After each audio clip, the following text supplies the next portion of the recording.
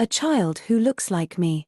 Youngo and Jian were such a beautiful couple that everyone envied their love. Suddenly, one day, Youngo discovered she was pregnant. Upon learning he was going to be a father, Jian was overwhelmed with happiness and made a plan to propose to her. Unfortunately, on his way to meet Youngo, Jian was hit by a car driven by a stranger. After the accident, Jian's memories from about 3 years ago completely disappeared. Jian's mother also took the opportunity to separate Youngo and Jian, causing her to misunderstand him even more. Could Jian regain his memory and meet his child later? In a small corner of the street, a couple was talking, looking very tense. I just need one word from you, just say that child is mine. The girl sadly looked up at the guy standing in front of her. He kept asking pressing questions, that Yenna was his daughter alone. Just say Yenna is our daughter. The girl trembled under his harshness. She pursed her lips and pondered, I'm the one who has to endure everything. Involuntarily, she slowly raised her hand and gently touched the guy's face. Why does your face show such extreme pain? Who heartlessly made this man so desperate? He grabbed her hand and earnestly begged, tell me, please. Confirm it to me. His words made her even more heartbroken. I have to say that for this man. She gently let go of her hand and chose to reveal all the secrets she had been hiding for so long. Yes, the child is yours. After hearing the words from the girl's own mouth, his heart pounded wildly. He hesitated and continued, that little girl is ours. 7 years ago, she was extremely confused when she held the pregnancy test stick with 2 clear lines in her hand. No way. How can this be? This girl was Youngo. At that time, she was just a junior in college who had just stepped into life. Youngo still couldn't accept this harsh truth. She collapsed on the table in helplessness. There must be a mistake. I don't remember. I just went out for a drink. No. Could the problem just be the alcohol? Calm down, be calm. She hugged her head and tried to remember the events of that night. Then everything started to go wrong. After drinking alcohol, Youngo and Jian had intimate moments together. He confidently promised her, I won't do that. Just thinking of that part made her face blush completely. Oh my! Thousands of questions appeared in Youngo's head. What should I say when I meet him? Will he agree to take me to the hospital? What if he gets angry? She pointed to the pile of pregnancy tests on the table and shouted, how can you be angry with that? It's Jian's fault. It's all your fault. While Youngo was at a dead end, she suddenly received a new text message. She suddenly remembered that it was time for her date with Jian, our date. Without thinking much, she quickly swept all the pregnancy tests into the drawer, but one test was still left on the table. After getting ready, she quickly went down the street into the bustling crowd. Youngo tried to look around to find Jian. A few minutes later, she finally found him. Youngo quickly called out. She happily waved to Jian. This is my boyfriend, a 4th-year college student. As soon as he saw her, he immediately asked, why are you dressed like this? Then Jian suddenly put his jacket on Youngo. We've been dating for 6 months now. The first time we met was 8 months ago. That day, when I was in Australia on a working holiday visa, I met a man while I was standing and crying in front of the Korean department store because I hadn't eaten anything for 2 days. He lent me money without hesitation when I said I was exhausted. Since then, we've met more often. He's really kind. This thoughtful man is also very reliable.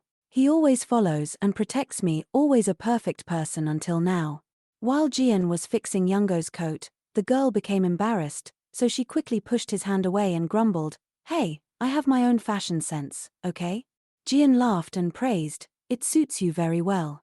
But in Youngo's heart, she was still troubled by thoughts, but is he perfect? And using contraception for me, that in every moment of our body's pleasure, everything is under control. She quickly brushed away those thoughts and held hands with Jian to stroll down the street. The guy turned his head and asked, do you want to go eat something? She replied with a smile, I'm full. Suddenly, Jian stopped. He made a cute face and turned to ask, did you just refuse to eat? Youngo stuttered, not knowing how to explain because she was currently feeling very nauseous. Jian stared at her face suspiciously. He gently put his hand on Youngo's forehead to see if she was sick. That caring action, plus the handsome face of a Korean guy, made her heart flutter even more.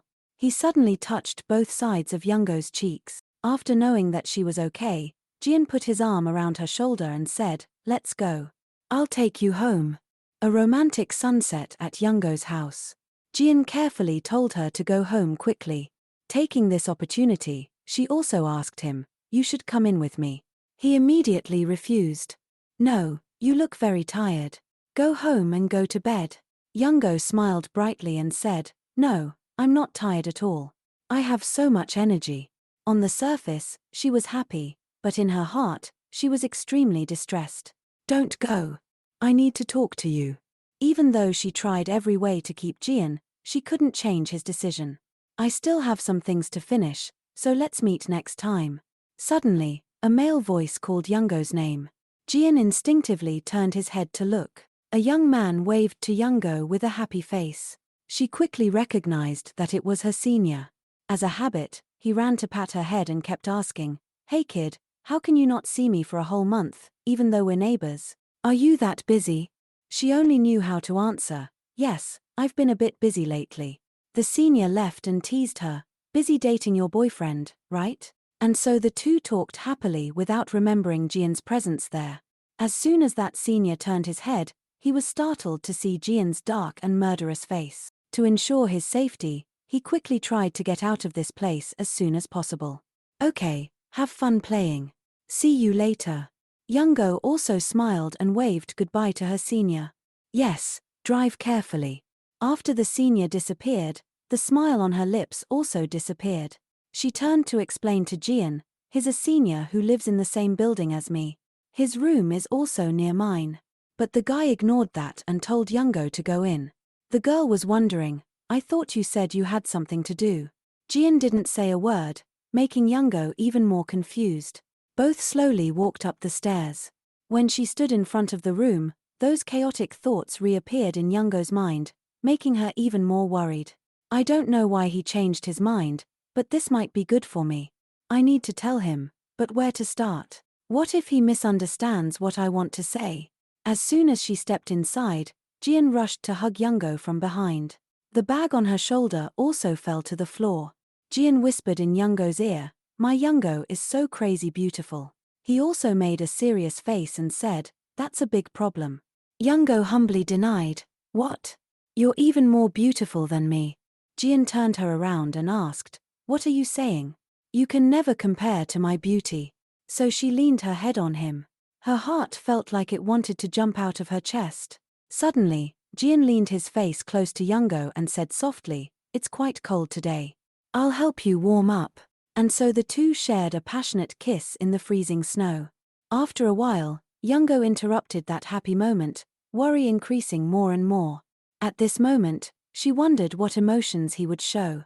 Youngo finally used all her courage to confess, "I have something to tell you." Jian didn't get upset but gently told her, "Just say it. Don't keep it in your heart forever." Youngo hesitated. Because she was too nervous, she clenched her coat in her hands. Then she told him, "I'm so hungry." Jian sighed in confusion. "I've been wondering why you refused to eat." "Okay, let's eat together." Youngo smiled at him with gentle eyes. And so the main chef today was none other than Jian. The two kept discussing enthusiastically, "What should we cook? I only have Kim Kai." After thinking for a while, the guy decided to show off his Kim Kai pancake. Jian flipped the egg skillfully and caught the egg perfectly, no different from a professional chef. Youngo sat watching him cook with fascination.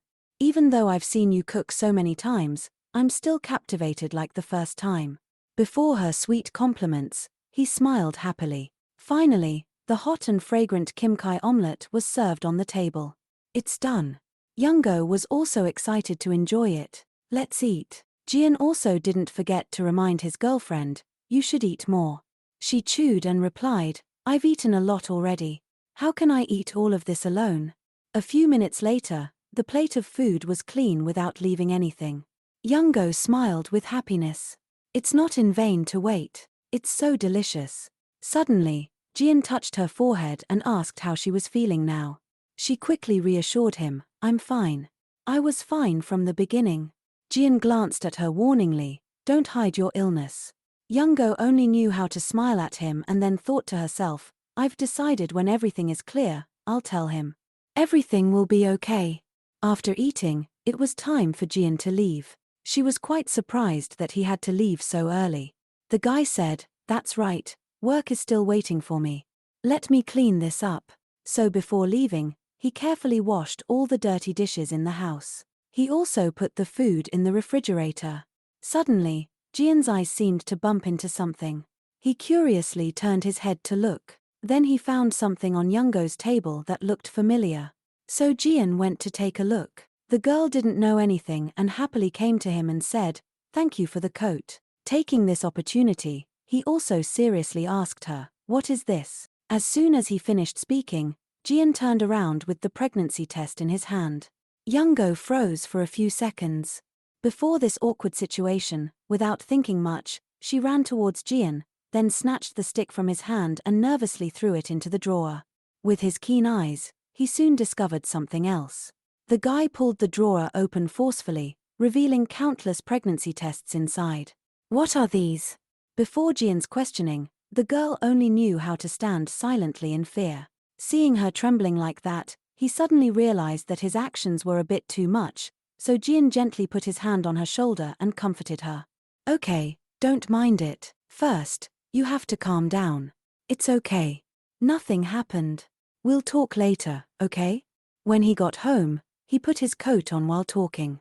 Before leaving, Jian still didn't forget to tell Youngo, I'll contact you later. After he left the room, Youngo still stood silently for a long time. It was late outside. Youngo lay listlessly on the bed. Suddenly, the phone rang. She picked it up and saw that it was a call from her love. As soon as she picked up, Youngo trembled and said, yes. On the other end of the line, Jian immediately apologized, I'm sorry. Did I wake you up? Did you put tangerines in my pocket? She sat up and replied, yes, please eat them. Jian suddenly called her name in a serious tone. Youngo, go to the hospital with me tomorrow. Youngo sat blankly for a while. She still couldn't believe that he would say these words to her. Jian kindly asked, you also need to get a pregnancy record book, right? I searched online and saw they say they would give you something like that. While talking, he fiddled with the proposal ring in his hand. Jian's care and understanding made Youngo extremely touched. Her eyes were teary as if she was about to cry because she couldn't control her emotions anymore. She burst into tears like a child. I thought you hated it. Seeing her like that, Jian became even more worried. Why would I be like that? I'm sorry. So, are you free? Let's meet and talk, then go to the hospital together. Youngo became much more excited when she unloaded the burden in her heart. She smiled happily and agreed to his proposal. Jian gently called Youngo's name again in a warm voice. She asked curiously, anything else? He smiled and planned to say, I love you. Those were the words she should have heard, but then he chose to hold back. And then finally, he only knew how to say to Youngo, good night. After hanging up, Jian kept smiling to himself. Tomorrow I have to act. It might be a bit sudden, but it will definitely be great. Although we've never done that without using protection, maybe there was a time we were careless. It's just a small mistake. Now everything has gone this far. I want to marry her as soon as possible. My dear Youngo, I will build a dream with you. I will try to become better for you. I love you. The proposal ring was also ready to be given to Youngo. Early the next morning, as soon as Jian finished showering, his phone suddenly rang with a notification. Youngo sent him a lovely text message, see you later. After reading it, Jian smiled happily. Looking at the way she texts, she must be very excited. He carefully stood in front of the mirror to fix his hair and clothes. In his head, he kept calculating the plan carefully. I need to go to the flower shop, so I should leave around 2 o'clock, he thought, planning to choose his favorite tie. Jian's mother suddenly called. As soon as he picked up, he quickly said, I'm listening, Mom. The mother had a little doubt. Are you busy? The guy honestly replied, a little bit. She sadly told Jian, how could you come yesterday without saying a word to me? I'm so sad hearing this. He only knew how to say 2 words, I'm sorry. I've been too busy lately. The mother looked at the family picture and kept complaining about Jian. You're always spinning like a top. Mom has come home and played chess and had dinner with Dad. Jian also asked a few questions. So everything is okay? The mother only sighed and recounted, nothing too bad happened to me, but a few days ago someone threw eggs at your brother's car. There are so many weird people in the world. Be careful. Jian smiled and reassured his mother, you don't need to worry about me. I need to pick her up early. There's someone I want to introduce to you. She was quite surprised after hearing this. Who is it? But Jian insisted on keeping it a secret until the last moment. Okay, I'll call you back later. As soon as he finished speaking, his mother hung up. The guy sat silently for a few seconds, then put on a very elegant suit. He didn't forget to bring the proposal ring. After preparing everything, Jian quickly left the house. He always imagined a happy family with Youngo and their unborn child. He couldn't imagine how lovely the child would be if it looked like Youngo. One day, he would let their child print their first footprints on the white snow of the first season.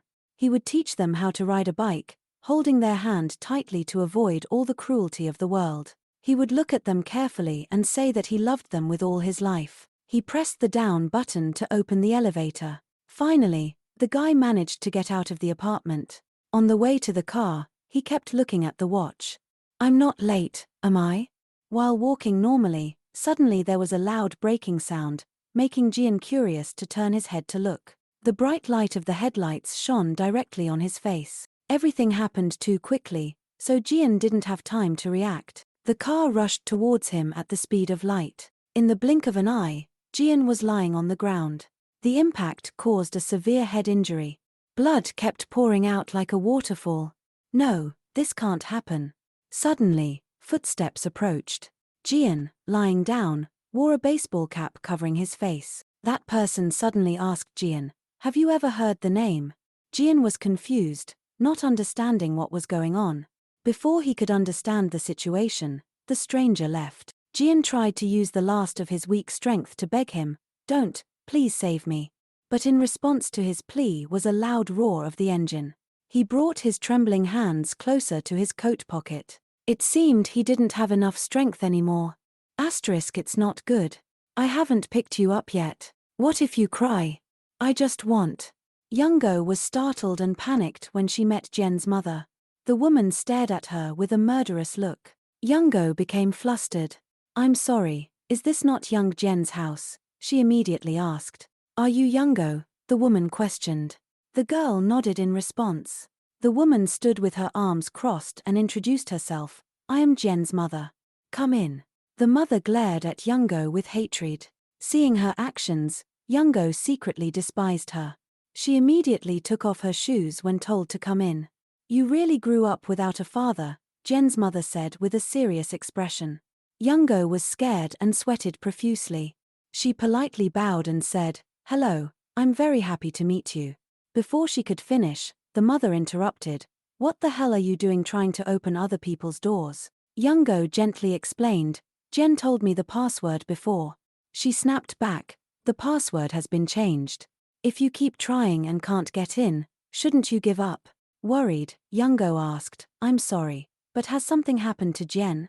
I'm very worried about him. Her concern made the mother even angrier. She said bluntly, how long are you going to bother Jen for? I've been wondering how much of a nuisance that person is, that Jen has to complain to me. If you understand, then don't look for him anymore. As soon as she finished speaking, she turned and left. Seeing this, Youngo quickly ran after her and grabbed her hand. Mom, please, can you let me call him just one more time? She decisively shook off Youngo's hand and shouted loudly, who allowed you to call me Mom? Because of you, my son. Her lips trembled uncontrollably. Jen's mother used her last bit of kindness to warn Youngo, leave while I'm still being nice and don't bother Jen anymore. This request left Youngo stunned. At the hospital where Jen was being treated, his mother was always sitting by his side, confiding in him.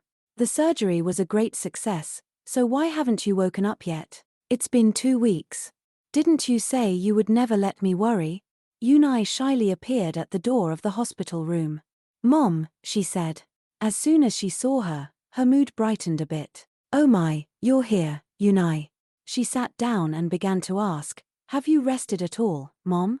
She tried to smile brightly and said, I'm fine, but Yunai was still very worried. Don't be like that. You'll faint at this rate. At least you have to get some nutrition in your body, so I asked a doctor I know to make it for you. She firmly reassured her, I'm really okay. Yunai was determined to coax Jian's mother to go home and rest. I think he'll wake up today. I bet he'll look for you first when he opens his eyes, so you have to look at him with a face full of energy. She smiled happily when she met such an understanding girl. She's so smart. I heard Yunai is the daughter of Judge Charch. She even received an excellent scholarship. Jian should date someone like this. She turned her head and smiled at Yunai. Okay, I'll listen to you then. Yunai happily replied, yes, Mom. Be careful on your way. She didn't forget to wave goodbye to Jian's mother. Yunai suddenly became more cheerful. She put her handbag on the cabinet and kept praising Jian's manly beauty. How can you be so handsome? Yunai sat and admired his handsome face for hours without getting bored. Should I steal a kiss? He won't know anyway. Just as she was about to act, a sudden voice rang out, startling her.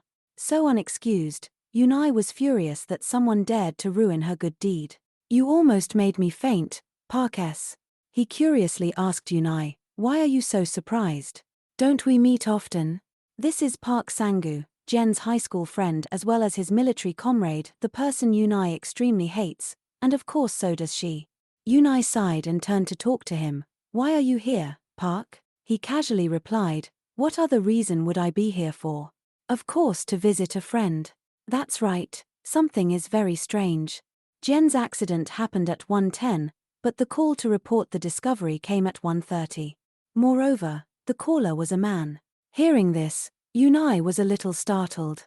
Suu felt curious and asked Yunai, you said you were a witness to the incident, but you didn't report it immediately, did you? She tried to remain calm and explained to Suu, my phone was out of battery, otherwise I would have reported it as soon as possible. Hearing this, he felt even more unreasonable. If the phone was out of battery, you could have run to the support room to borrow a phone to call. Yunai suddenly sat up in a panic. Jian began to have unusual reactions. Suu and Yunai immediately called his name loudly. The guy took off the ventilator himself. As soon as he saw his best friend wake up, Sangu teared up and asked Jian, can you see me? Do you recognize me? He looked at Sangu with blank eyes, then gently asked, who is it? Suu was stunned. He tried to ask again, you don't know me? Park Sangu. We went to the same high school and university, and I was your squad leader in the military. We've always been close, even when you were discharged.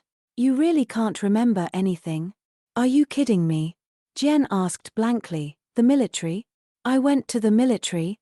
Upon hearing the news that her son had woken up, the mother rushed to the hospital. She kept asking Jian, are you okay? Can you talk? Do you know how worried I was? Suddenly Jian's face became distorted, looking very painful. After receiving the doctor's diagnosis, she could only stand in the hallway with a sad expression. It seems that his memory from about 3 years ago has disappeared. He can only remember everything until he was 23 years old. Restoring his memory is the top priority. The family should try not to stress him too much. Yunai approached and tremblingly called her mom. As soon as she saw her, Jian's mother couldn't control her emotions and turned to respond, Yunai, the doctor said that his memory from 3 years ago is gone. It's unclear whether those memories can come back or not. As she spoke, her hands trembled uncontrollably. Hearing this, Yunai was equally shocked. Then he must have forgotten me too, right? Oh, maybe Mom doesn't know yet. Jian was quite sweet to me. He said that we would become a couple when we returned to Korea, but he probably doesn't remember anything anymore. Her face lit up again when she heard this. Good story, isn't that great? You too can start over. Yunai shyly asked, do you really think so, Mom? She replied without hesitation, of course. Inside Jian's hospital room, he sat on the hospital bed with a dazed expression. The mother came in and asked, are you awake? How do you feel? He turned to reply, okay, I guess. Seeing her son like this, she couldn't hide the sadness clearly on her face. To make the atmosphere more cheerful, Jian's mother changed the topic. So you've met Yunai before, haven't you? When you were unconscious, she came to take care of you every day. Fortunately, Jian still remembered a little about Yunai, Chacha's sister. He happily confirmed, that's right. And also, do you remember this? Yunai said you liked her very much before you went to study abroad. You even wanted to date when you returned to Korea. After hearing her tell the story, he found it strange. Really? That's weird because Yunai's sister isn't my type. Jen's mother immediately said a few good words for Yunai. She's just a little quiet, but she's very pretty and kind. She's also very thoughtful to me. Suddenly Jen's headache came again. Seeing his uncomfortable expression, the mother was very worried. What's wrong? Does your head hurt again? She could only sit and watch her son go through the pain without being able to help him. After a while, Jian turned to reassure his mother, I'm okay. It's just that I have a feeling that I've forgotten something very important. One day, Youngo went to the hospital alone for a regular prenatal checkup. Seeing other people with their husbands taking care of them, Youngo felt even more lonely. In order not to let anyone see her at her weakest, she quickly turned around and burst into tears. She had to vomit every day because of the baby in her belly. At times like this, Youngo could only lie on the bed in exhaustion. Suddenly the phone rang. As soon as she looked at the caller's name, she realized in a panic that it was Jian calling. Youngo forgot all her fatigue and sat up, saying, Hello, Appa. On the other end of the line, a voice asked, Leono? Her eyes teared up again. It was really his voice. She said in a reproachful tone, Why didn't you contact me? What happened? Do you know how worried I was? Jian politely replied, Thank you, I'm fine. Youngo got out of bed and worriedly asked, Where are you? I'll come right away. Just when she thought they would be happy together again, Jian said something that left her completely stunned. I heard that Mom came to talk to you on my behalf. Everything is over, right? She asked blankly. Jian said bluntly, That's enough to clarify the situation, right? It would be very troublesome if you continue to call me. So can you stop this? You don't want to ruin other people's lives, do you? If you continue to contact me, you better prepare yourself for the consequences. Youngo tremblingly asked, Consequences? Jian didn't explain anything further. He just sighed and said goodbye. I'll assume that you understand, so I'll hang up now. Take care. Youngo still couldn't believe what had just happened. No way, this can't be real. She tremblingly called Jian again. This must be a joke. The whole sky collapsed completely when Jian didn't answer her phone even once. The subscriber you are calling is temporarily unavailable. Please leave a message after the beep. Time passed quickly. Today is the first birthday of my child. The child said Mama for the first time. I don't know where she learned it from, but sometimes she even says Dada. Jian, our little girl can run now. Today she's going to kindergarten. She's very curious and eats very well. She also likes to touch my face and sometimes hums cheerful nursery rhymes. Do you know that next year Yenna will be in first grade? She is lovely, cute, and has many friends. Although she lacks the love of her father, Yenna is still bright as the morning sun. I don't want to wait for you anymore. Outside the park, the little girl curiously asked her mother, Mom, why is there a toy vending machine here? Why did people put this here? Mom, this is the lovely little girl Yenna. The little girl stubbornly asked her mother to explain it to her. Mom, why? Why? Youngo chuckled and asked, Yenna, are you asking that because you really want to know or because you want something in here? Be honest.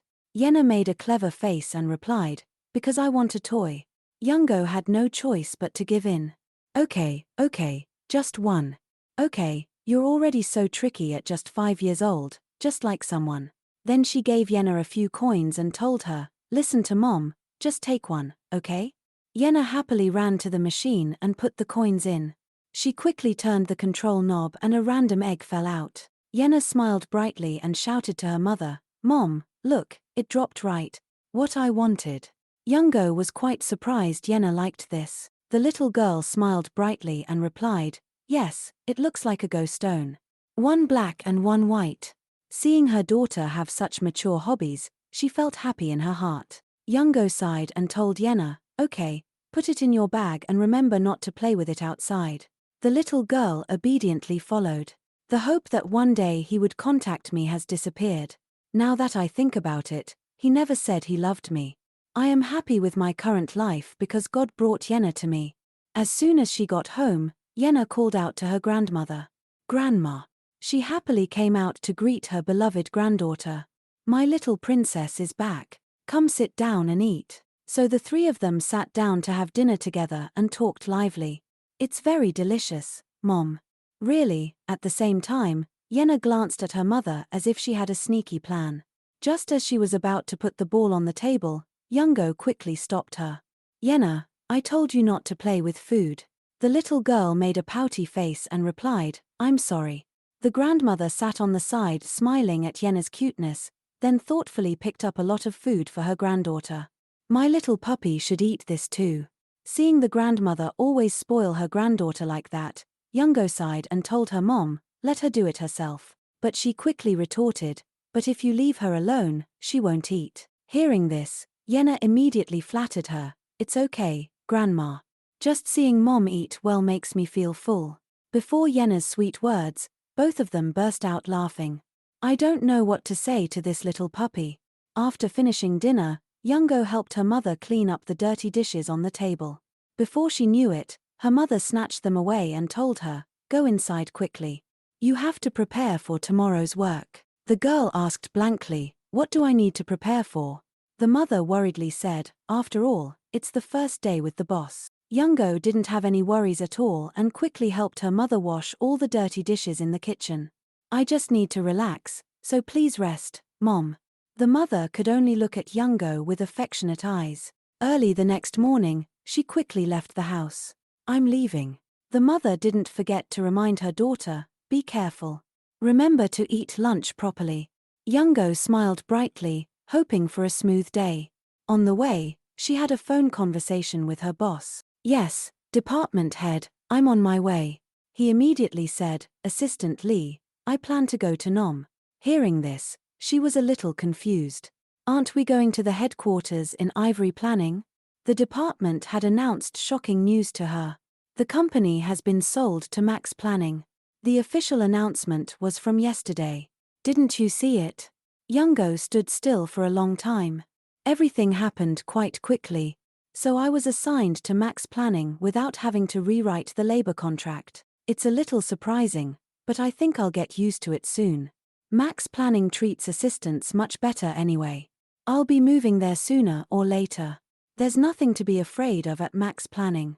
Youngo stood and carefully read the information board posted in the lobby. An advertising company owned by the Song organization. At first, she thought she would be working at Henry Planning, but then it was changed to Max Planning. Is that a good thing? Anyway, it's a big company and close to home too. Suddenly, a man approached and called her name. Leong Oh. The girl turned her head in a panic and replied, yes. The man greeted her with a smile, nice to meet you. I'm Park S. from the Human Resources Department of Max Planning. She replied awkwardly, hello. Then he turned to say to his superior team leader, this is our new content creator, Leong Oh. She smiled brightly and introduced herself, nice to meet you. I'm S. Miron, team leader 2 of the production department. Youngo also politely shook hands. Nice to meet you. She secretly felt that she seemed very easygoing. The two of them went inside the elevator together. During that time, Miron took the opportunity to confide in Youngo a little. You must feel quite confused when transferring from Ivory Planning to here, right? She also honestly shared, yes, a little bit. Miron also did not hesitate to say, there is still no content creator in the team. That's why I sent a request for this area urgently. Youngo followed behind the team leader. An eerily silent atmosphere was in the entire office. Miron also found it strange. Why is it so quiet all of a sudden? This is our new person, come here, Assistant Lee. Seeing that no one was too enthusiastic, Miron had to shout to get attention. Everyone, pay attention here. She is the new member of our team. Her name is Leong Oh, the content creator of the team. This is the graphic designer Song Kian. He gave a bright smile and greeted Youngo. Miron continued to introduce, Over there is the deputy program director Park Yang-kwong. He also waved to her. That's also the designer Go Yunu. This person had a cold appearance. She turned to nod and said, "Nice to meet you." Yunu's attitude made Youngo a little startled. She didn't look very comfortable. However, she tried to remain calm and replied, "I'm looking forward to working with everyone." Team leader Miron also kindly led Youngo to her desk. "This is your workspace. Let's Kyun introduce you to everyone in the company later." He immediately agreed. The bustling atmosphere suddenly disappeared again. Everyone continued their work. Miron found it a little strange, so she whispered to Kyun, "What happened? I feel like the atmosphere has been tense since morning." He replied softly, "Director Jong is here. Aren't you going to see him?" Hearing this, Miron turned to Youngo and said, "Oh, you don't have to greet everyone. Let's go for now, Assistant Lee." Although she was a bit curious, she could only follow along. During break time, Miron and Youngo took a walk around the company. Taking the opportunity, the team leader also gave her some advice. "Actually, the director is even scarier than the CEO. It's only been a week since he came here," Miron said with a serious expression. "Hek, the chairman's son." Youngo widened her eyes and replied, "I understand." Coincidentally, the director Miron had just told her about was also there. Youngo thought to herself, "The chairman's son, he and I must belong to different worlds." Suddenly Youngo stopped abruptly. The director's face was clearly visible in front of her. Youngo was extremely shocked to recognize that familiar face. Fate is truly a trickster. "He's here." Youngo's heart rate increased unexpectedly. She kept staring at the director, that body, that face, the person she couldn't mistake for anyone else, the father of young Jian's child. Countless questions appeared in her mind. Why is he here? Jian walked slowly toward Youngo. The closer he got, the more Youngo's heart raced. Her hands and feet also began to feel weak. Unable to withstand this shock, Youngo's entire body began to stagger, unable to stand firm. Just as she fell backward, Jian managed to grab her arm in time. They both looked into each other's eyes. No one could have imagined that Youngo and Jian, after years of no contact, would meet again in this situation.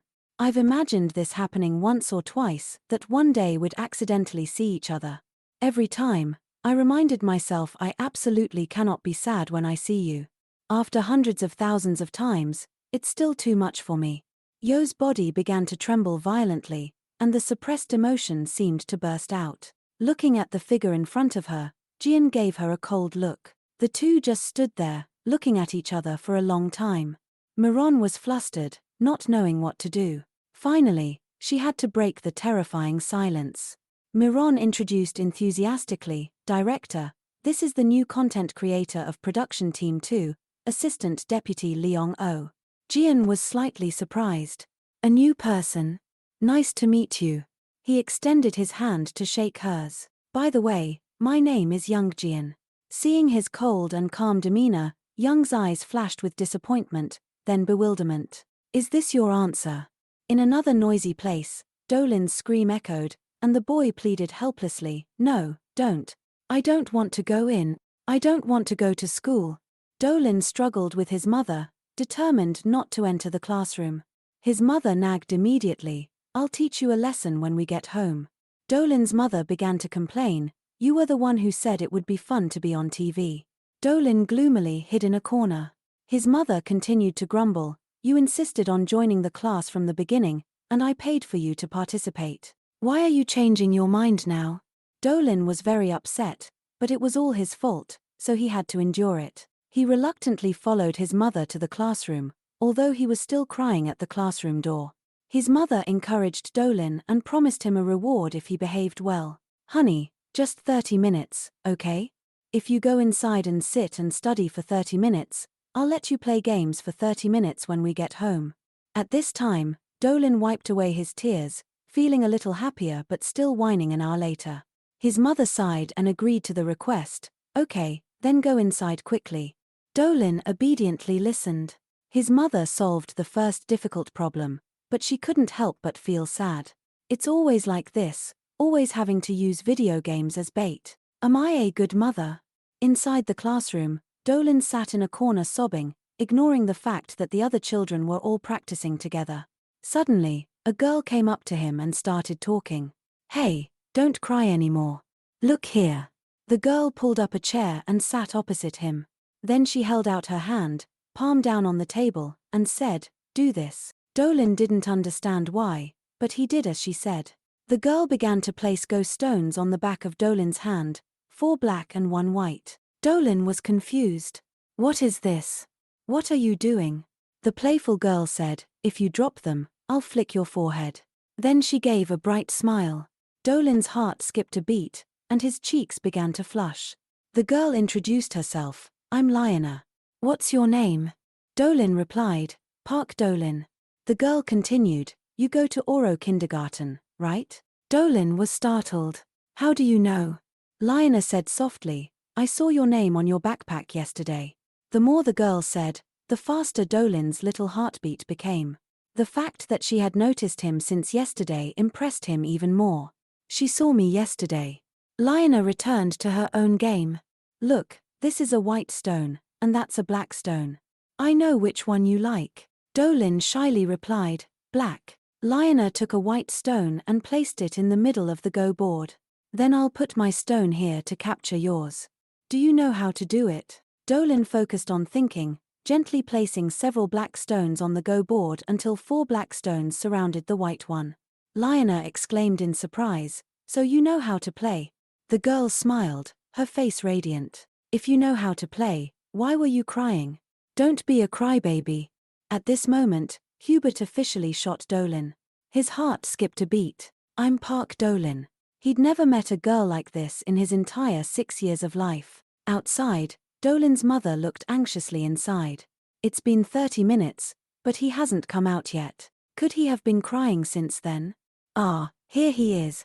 But contrary to his mother's expectations, Dolan waved goodbye this time.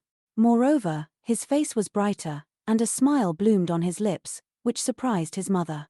"Hey, he's smiling." Park Dolan ran straight to his mother, ran as fast as a flower, and shouted loudly. He jumped into his mother's arms and hugged her tightly. Seeing her son so happy, his mother felt relieved. "How was class? Did you have fun?" Dolan replied excitedly, "Yes, I loved it." His mother stroked Dolan's head and asked kindly, "So, what did you have the most fun with?" Dolan blushed and shyly asked, "Mom, what are the signs that you've fallen in love with Dad?" His mother chuckled softly. "Oh my gosh, you even know about that." Dolan nodded and smiled slightly. "Yes, because I felt that way today." His mother and Dolan left. The boy said excitedly, "Mom, from now on, I'll go to school diligently every day." Back at the company, Jian focused on reading the report, but he still couldn't focus. "Why does that bother me so much? What's the name of the content creator from Team 2? The image of the girl he met that morning still made him think. She gives me a strange, rather uncomfortable feeling." At this time, a knock on the door suddenly rang, interrupting his thoughts. Miron entered and nodded slightly to greet the director. "This is the list of candidates." Jian reached out to receive the documents from Miron. Skimming through a few pages, suddenly he spoke up and asked, "That new content creator, did she have a health checkup before joining the company?" Jian handed back the file. Miron received the question, which confused her. "Of course, it's mandatory." Jian then said, "She looks like she could collapse at any moment. It seems like there's a problem with her health." Miron was flustered because after leaving the director, Youngo immediately became radiant. Maybe it's because of the director, but who would say that directly? Miron changed the subject. "Maybe it's because she was too nervous. She looks quite outstanding." Jian's expression suddenly became serious. He said sternly, "Does this seem like I'm joking?" Miron was startled and stood still as a statue. Jian immediately made a request. "Call assistant Le Young-o here right now in the office." Young-o was listening to a new colleague explain how to work on the computer. "To submit your work, you can put it in the company's shared folder. It's quite convenient because you just have to drag it in."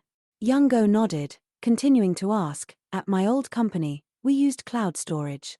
Aren't you worried about security?" Kyun immediately explained, "That's why we have folder passwords." Young-go was surprised, as if enlightened. Oh, passwords. Thank you, Kyun, I've learned a lot. Kyun was flustered. I've only shown you everything I know. After all, I've only been here for 3 months. At this time, Miron suddenly came to them. One side was happy and normal, while the other side of Miron was a dark abyss. She called out, Assistant Deputy Lung-o, Director Young is calling for you. Young-o was surprised. Miron turned around and walked away listlessly. Don't mind me, let's go together. Young-go looked at her faltering gait, feeling somewhat worried. She hurriedly ran to stop her team leader. I can go by myself. Miron shook her head and said, It's okay, I'll go with you. But be careful, it'll be quite terrible. Miron trembled and raised her hand in a thumbs up. Let go. Seeing her pale face and hearing her reminder, Young-go suddenly felt uneasy. Why? Soon, she hurried after the team leader. He looks like he doesn't know me at all. Is he planning to ask me to quit? Tell me to get lost because I'm interfering with his life. Miron knocked on the door, then pushed the door open and entered. Director, I brought Assistant Lung Young-go here. Jian stood up, then walked over to Young-go. Are you okay? Young-go was surprised. At this time, Jian explained, earlier, when we met, you seemed quite uncomfortable. Young-go didn't understand even more, her face was blank. Jian continued to scold, hitting her sore spot. You applied for ivory planning but ended up in max planning. You're disappointed that you didn't get into the company you wanted, right? Because max planning is better in every way. Young-go began to feel uncomfortable. Why did he call me up here and rant about this? Jian asked the decisive question, can you do this job well? Young-go sighed and replied casually, yes. Jian smiled slightly, mocking her. I thought you would answer better since you're in the creative field. Young-go hesitated, thinking, did he bring me up here just to tease me? Young-go replied angrily, when I'm working, I'll be different. I'll do my best. Only then did Jian happily let her go. Okay, I'm looking forward to the results you bring in the afternoon. When the sun had flooded in, as Jian was about to put on his vest to leave, a knock on the door suddenly rang.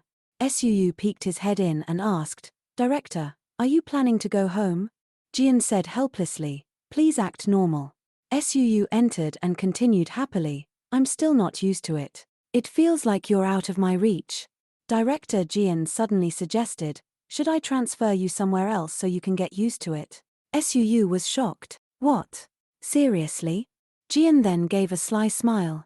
Seeing that sly face, Suu was furious. Hey, I got a heart attack because of you. Don't joke with me like that every time. You say that, and I always think you're being extremely serious. Jian listened to those nagging words. Suddenly he asked back, is it really that scary when I say that? Suu exploded and shouted, of course. It's even scarier when you ask like that. Jian was slightly sad and lowered his head, mumbling, so I'm really scary. Suu was surprised. What's wrong? Jian explained the employees. The two entered the elevator and continued their conversation. Oh, I know Assistant Deputy Lung-o.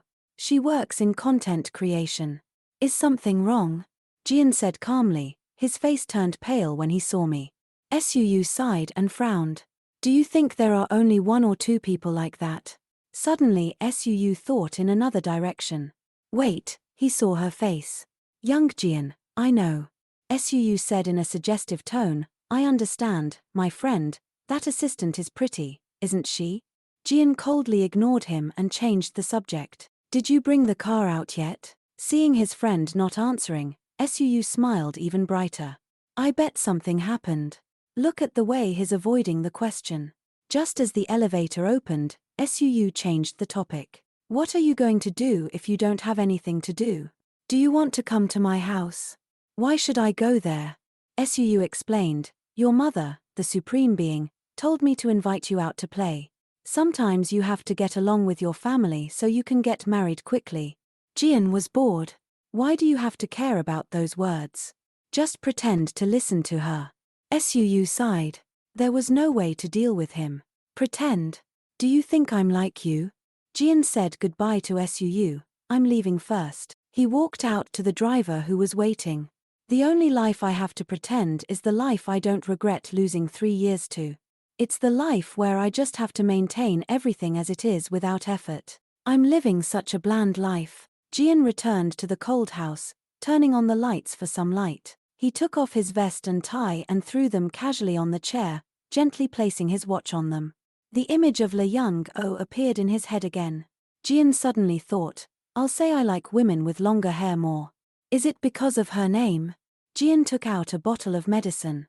He always had a strange obsession with 12 o'clock. He took the medicine, thinking about how exactly 12 o'clock kept appearing in his head. Young Jian walked out listlessly, collapsing onto the chair and closing his eyes to rest for a bit. Suddenly, there was a beeping sound outside the door, the sound of someone entering. Jian opened his eyes slightly. The woman entered. Jian widened his eyes in surprise. The person in front of him was the person he had been thinking about, Lung-oh. Jian stammered, "What's wrong? What are you doing here?" Young-oh pursed her lips, unable to hold back her emotions. She rushed towards him quickly, then hugged Jian tightly. Young-oh looked up at him, then slowly moved closer, placing a kiss on his lips that she had been holding back for so long. Jian was dazed, still not understanding what was happening, but subconsciously he responded to her. Jian lifted Young-oh onto his body, pushing her down on the chair. Suddenly, he fell off the chair. Jian opened his eyes, panting. It turned out to be just a dream. Jian looked around, from the bedroom to the kitchen, there was no one there. Jian blamed himself. "I'm crazy." "You're going crazy, young Jian." Young-oh, walking on the empty road, was angry with the thought. Why are there such strange people in the world? Did he really call me up to the office just to say that? After returning home, her mind was still lingering with the thought, that's not the young Jian I used to know. No, certainly the young Jian from then on was fake. I didn't even know he was the young chairman of an entire corporation. Whatever, I don't care. Perhaps because I had Yenna, her thoughts were suddenly interrupted by the welcome hug of her little daughter. Young-oh also quickly responded to the girl with a gentle voice, "Mommy's little princess." Her mother was also shouting from the small kitchen, "Aren't you supposed to work overtime today?" Young-oh nodded in confirmation, "Yes, it's my first day." Then she didn't forget to examine her daughter. "How was Mommy, Yenna? Was today school fun?" The girl also responded with an enthusiastic attitude, "Mom, today I made a new friend at school." This information made Young-oh feel very surprised and asked back, "Do you even know what friends are? Are you already best friends?" Yenna immediately shook her head to correct, "Not yet. He doesn't know anything about Go." Young-oh at this time also gently explained, "Then you should show him." "What's his name?" Yenna immediately gave the answer, "Doing," making her happily ask more, "Is it a boy?" Then Yenna continued the story with another piece of information. "Both yesterday and today, his mother came to school. I think she'll come tomorrow too."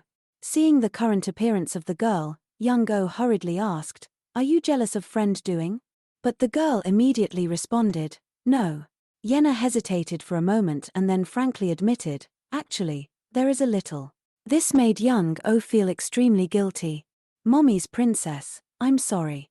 It's not that I've never thought how much easier everything would be if your father was here. But didn't he recognize that I had his child? Or does he think I abandoned the baby? He must have many other women, right? Surely Hek is the kind of person who would open his heart to anyone. Should I give up early?" The next morning, while Jian was eating with his parents, involuntarily he reached out and kneaded his shoulders, causing his mother to suddenly feel worried. "What's wrong, son? Are you feeling unwell anywhere?" Jian also immediately gave a perfunctory reason. "I just didn't get enough sleep." Secretly muttering to himself while remembering what happened yesterday, "I can't say I left the sofa when I was asleep." His father also deliberately gave a reminder. "You should keep a calm state when standing in front of employees. Dad doesn't want to cause any misunderstandings. How's the new job? Is it worth it?" As soon as he heard this, he spoke up to confirm, "It's fine." His strictness made Jun's mother hurriedly interrupt, "Honey, Jian hasn't been home for a long time, and all you can talk about is work." "Oh, Yunai also works at the company with you." Her words did not receive attention from Jian as he was evading the topic. What about my brother? Jian's father also happily announced. I heard he was sent on a sudden business trip. After returning to the living room, he felt extremely empty. He'd always feel very strange every time he went home to his parents. His childhood memories were very clear, but he didn't remember anything from the last 7 years. Since realizing that, he felt like he was struck by lightning. His train of thought was suddenly interrupted by a loud call. Son, what are you doing? Jian turned his head and answered. Just messing around. Dad, what's up? She replied in a gentle tone. He just left for work. Mom told Dad to tell you, but he seemed to be in a hurry. Jian quickly said goodbye, then I should go too. But when she nodded in agreement, okay, be careful. He suddenly called out, Mom, the 3 years of my lost memories, what happened? Jian's mother's face suddenly changed. Then she forced a smile and explained, you went to the military. Nothing special happened. Causing Jian to quickly fall into thought, so that's probably the reason. She quickly advised her son, losing your memory simply means you don't have to worry about the past anymore. Then Jian's mother came to his side again with a whisper, do you remember you used to have a small mark right here? Mom can know what you're thinking by looking at it. Every time you feel bad, it turns red. He quickly confirmed after hearing this information. I remember. That's why I use my hair to cover it up, because it's quite uncomfortable for me to have my thoughts read. At this time, she deliberately reminded him, if you're having any problems, can you tell Mom? Jian happily agreed to reassure his mother. I understand. She quickly gave him a warm hug. Mom loves you. You are all I have. After arriving at the company, Young-go secretly complained, I couldn't sleep at all last night, but I still have to go to work. Her colleague greeted her warmly, good morning, making Young-go feel better. Kyun, here early today too? He replied with a bright smile, I'm still new anyway. Would you like to go to the break room with me? I can show you how to use the coffee machine. Young-go nodded in agreement after hearing the offer. Sure, wait for me to put some things down first. While she was rearranging things in her bag, she heard a familiar voice. Guess who we have here? Yo, is that really you? Do you remember me? Young-go said, it's me, Chun Bin. She immediately replied, I remember you, Chun Bi. There's no way I could forget you. She was still very happy. It's great to see you again. How have you been? Young-go had to politely reply, I'm fine. Do you work here too? Yunan friendly took her hand. Yes, I work in content creation. So you're the assistant production manager. How long have you been working here? When Young-go answered, only about a year, Yunan exclaimed in surprise, really? What have you been doing? She paused for a moment, then continued to boast, I'm already a manager here. Young-go and Yunai were classmates throughout the first year of high school. She always asked her about the things she brought to class. Do you like it? You know I never touch it, although she tried to refuse. No thanks, I don't wear makeup. Yunai kept pulling her, you're already pretty, so if you wear makeup, you'll look like an angel. And this is a branded item. But Young-go continued to refuse. Thank you, I really don't need it. Her classmate spoke up, she doesn't need it, Yunai. But Young-go's attitude didn't change. With her final words, sorry, that was the only time she talked to Yunai. A few days later, while getting food in the cafeteria, Young-go called out, Mom. But she signaled him to be quiet. Young-go's mother was working in the kitchen, which caught Yoon's attention, and she secretly watched them. Then she quickly went to get food. Young-go's mother, despite being exhausted from the hot working environment, cheerfully wished Yunai, enjoy your meal. Unexpectedly, she was met with a harsh attitude.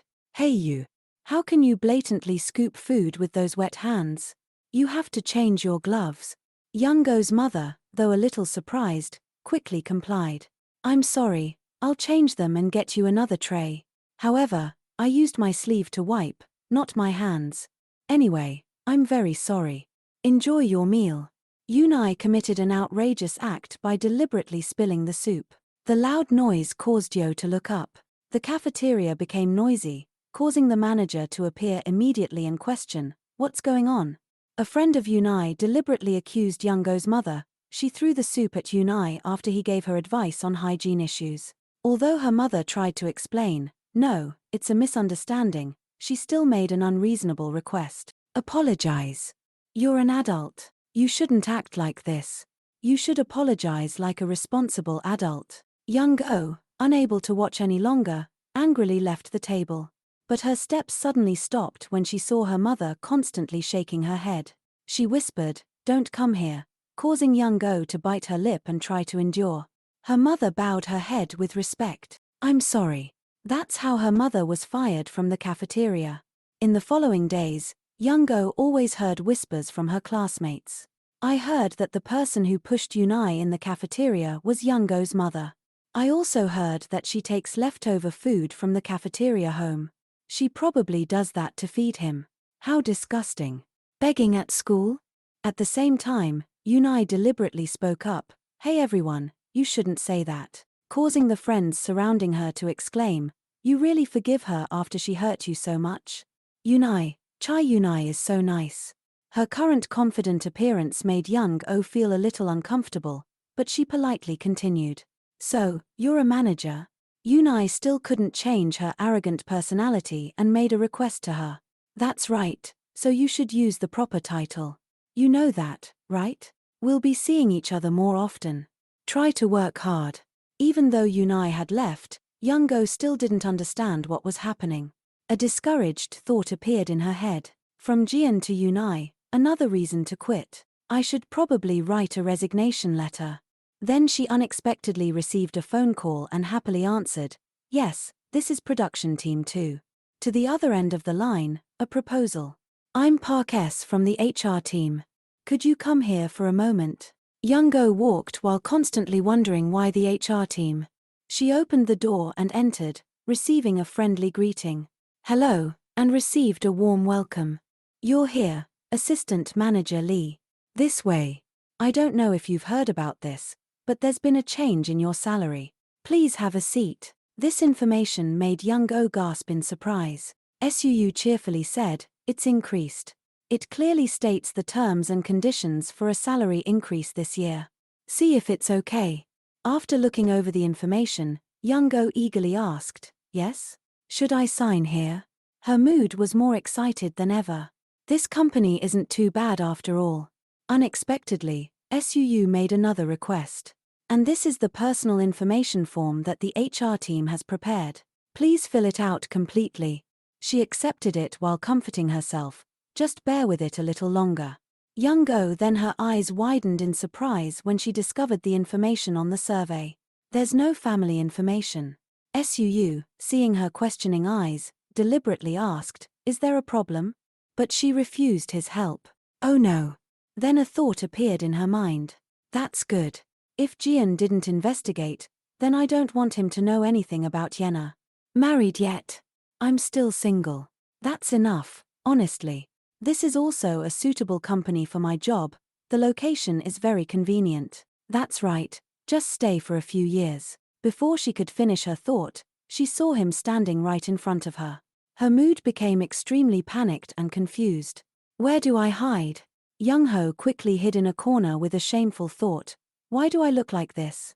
After silently checking for a while, she also discovered they were carrying out the event announced yesterday. Announcement from Max Planning. Event announcement on May 10th at 9 o'clock. Children from O Kindergarten will come for a practical experience program.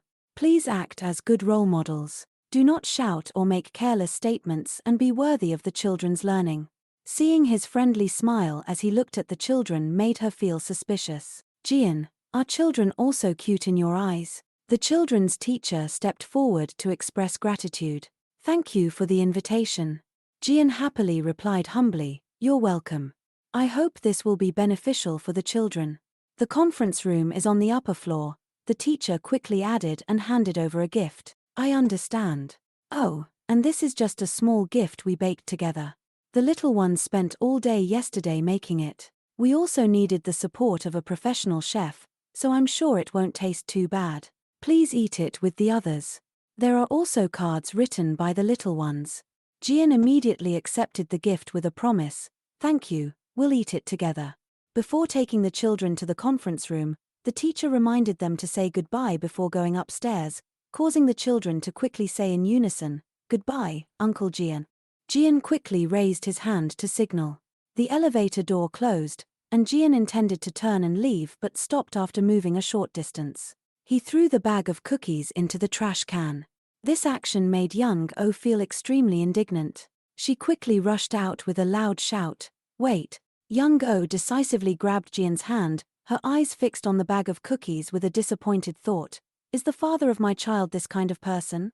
She loudly questioned. How can you throw them away like that? Jian was stunned for a long time, then quickly pulled his hand away. For some unknown reason, he touched her hand again and deliberately held it tightly without letting go. Let me talk for a bit. This caused Young-oh to panic and shout, Hey, what's going on, director? What are you doing here? Please hurry up, you're late. Before pulling Jian away, she didn't forget to say goodbye. Excuse us, Assistant Lee. I mean just me. I'm sorry. I'll contact you later. The two quickly entered the elevator. When only the two of them were left, Suu began to scold, Hey, you scared me to death. You're in big trouble. How could you hold a female employee's hand like that? No matter how much you like her, you can't do that. She's not just any woman, she's Assistant Young-oh. Jian maintained a calm attitude and replied, You were rude to me. While returning to the office, Young-oh couldn't escape the feeling of disappointment. I knew it. Everything he showed all this time was fake. I can't stop feeling upset. She continued to receive a call. Production Team 2 speaking. She heard a familiar voice, Assistant Lee, it's me, Suu. You must have been surprised just now. I apologize for his strange behavior. I hope you can forgive him. Although Young-oh outwardly replied cheerfully, Oh yes, it's okay, she felt resentful inside. Why is Suu the one apologizing? Doesn't Young-oh have a mouth to apologize? He continued to explain, Actually, I'm Director Young-oh's classmate. We were classmates in high school. He was also my senior, although he probably doesn't remember anything. Therefore, as a friend, I will give him some advice. I will definitely ask him to apologize to you. Young-oh deliberately dissuaded him after hearing this. It's okay. It's not too big of a deal to make a fuss about. I'm fine, really. Before hanging up, Suu enthusiastically reminded, I understand. Well, feel free to tell me if you encounter any difficulties in the future. I will do my best to help you solve them. After hanging up, Young-oh shuddered in fear. I want to go home. Seeing her appearance, her colleague came to ask, Assistant Lee, I just wanted to remind you not to forget the drinking party at 10 o'clock. See you later. We'll wait for you there. Young-oh felt extremely stressed. Drinking party, that's the celebration party with Yoon's team. During the meeting, Young-oh was constantly promoted by the head of the department. The plan for the new product of One Liquor will be handled by Team 1 and Team 2. This is our content creator assistant Lee Young-oh. Yunai enthusiastically greeted after hearing the introduction, You're here. I don't know how to take on all that work. I'm looking forward to working with you. The people in the room continued to discuss. The target audience is office workers in their 20s to 30s. The idea will be a special fermented barley for me to enjoy after work. Then how about telling the story of a single person? We can make them look sad because they constantly see couples day to day. Then Team 2 will have a great advantage because everyone is single. Kian immediately asked Young-oh, Do you have a boyfriend? She naively replied, Not yet. Yunai unexpectedly spoke up, probably not suitable for the conversation. The story of living alone is a long time ago. Or should we let Assistant Lee write the main script? The team leader immediately concluded, We will try to further develop what we just discussed. The next meeting will be next Tuesday. Thank you everyone for working hard. Yunai then continued to flatter the team leader, You must be very tired. She quickly replied, Maybe I don't feel well either. Oh, right. When are you planning to get married? Yunai whispered in the team leader's ear, The thing is, my mom wants to do it this year, but you know she's very busy, so I'm not sure. Have a nice lunch. After saying goodbye to her, Thank you, you too, Manager Chai. The team leader whispered in Young-oh's ear, Oh Assistant Lee, actually I was passing by earlier and saw the director holding your hand in front of the elevator. Is it because the director threw away the children's gift? At this, Young-go honestly replied, "It seems you saw everything. I probably went too far, but I don't think the director did wrong." The team leader explained further, "I understand, but you see his situation is different from ours. Director Young was involved in an accident. The company is trying to keep it quiet, but they said he was seriously injured and has amnesia. He lost 3 years of memories, but that was a few years ago. They said he doesn't even remember going to military service." This information quickly reminded her of the phone call earlier. That's what Suu said, that he was also her senior in the military, but he probably doesn't remember anything either. Then the team leader continued to analyze, "I guess he became more cautious after the accident. Those cookies too, it's hard to blindly trust food made by strangers. Eating it could be risky." Young-ho, trembling, continued to ask, "Do you know the exact time of the accident?" She quickly pulled out her phone to search. "Wait a minute, here it is.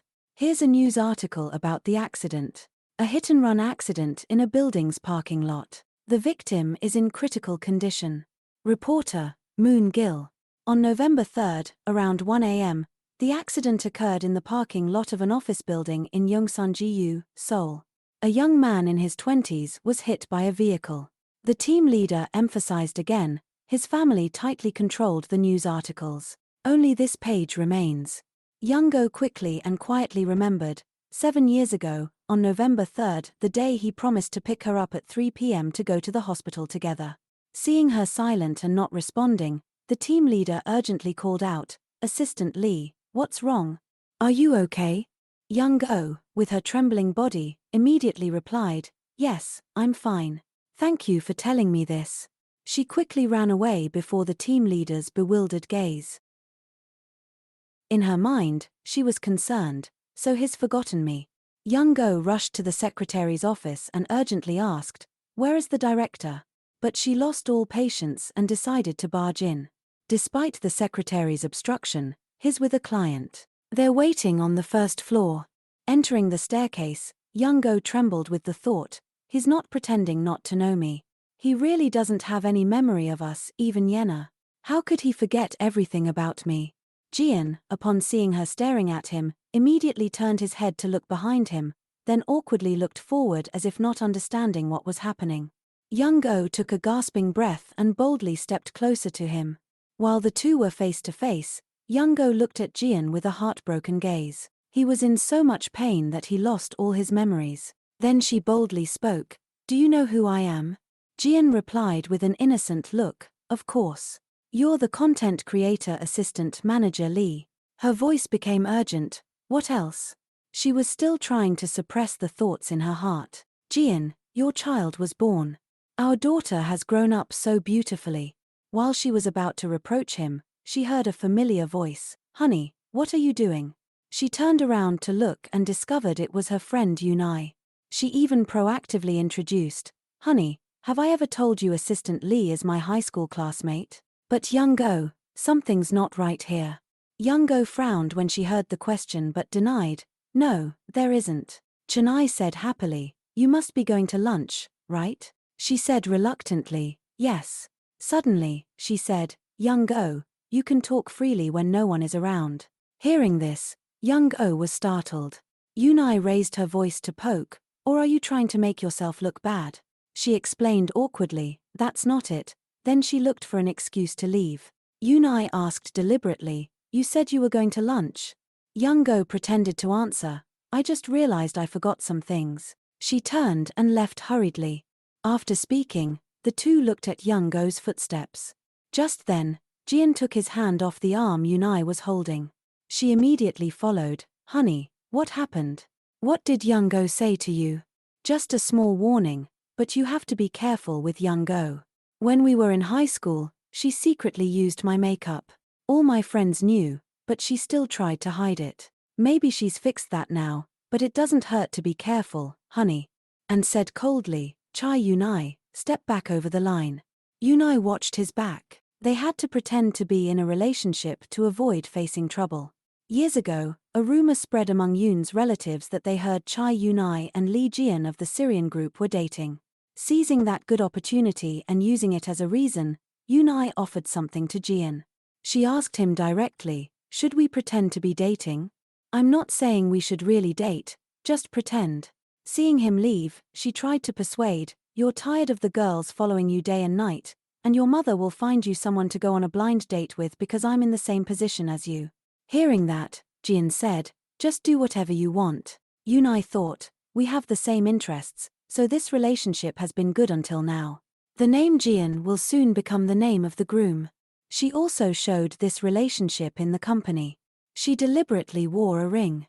Everyone exclaimed, your ring is so beautiful. She pretended to answer, I know. It's a gift. Everyone thought it was her boyfriend who gave it. That's how, by unilaterally enjoying it, she didn't expect Jian to be assigned to Max Planning. Announcement from Max Planning. There is a change in personnel. We are pleased to announce the personnel appointments as follows. Date of issue, May 2nd. Details of the issue. Change of position issued by Jian, Strategy Department, Saurian Food Division. Change, Director of Strategic Planning Department of Max Planning.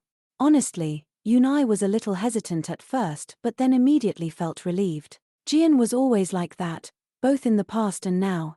The things she found showed that his relationships in the past had been wiped out. She received a report of his personal life. This is the report for the request she sent a month ago.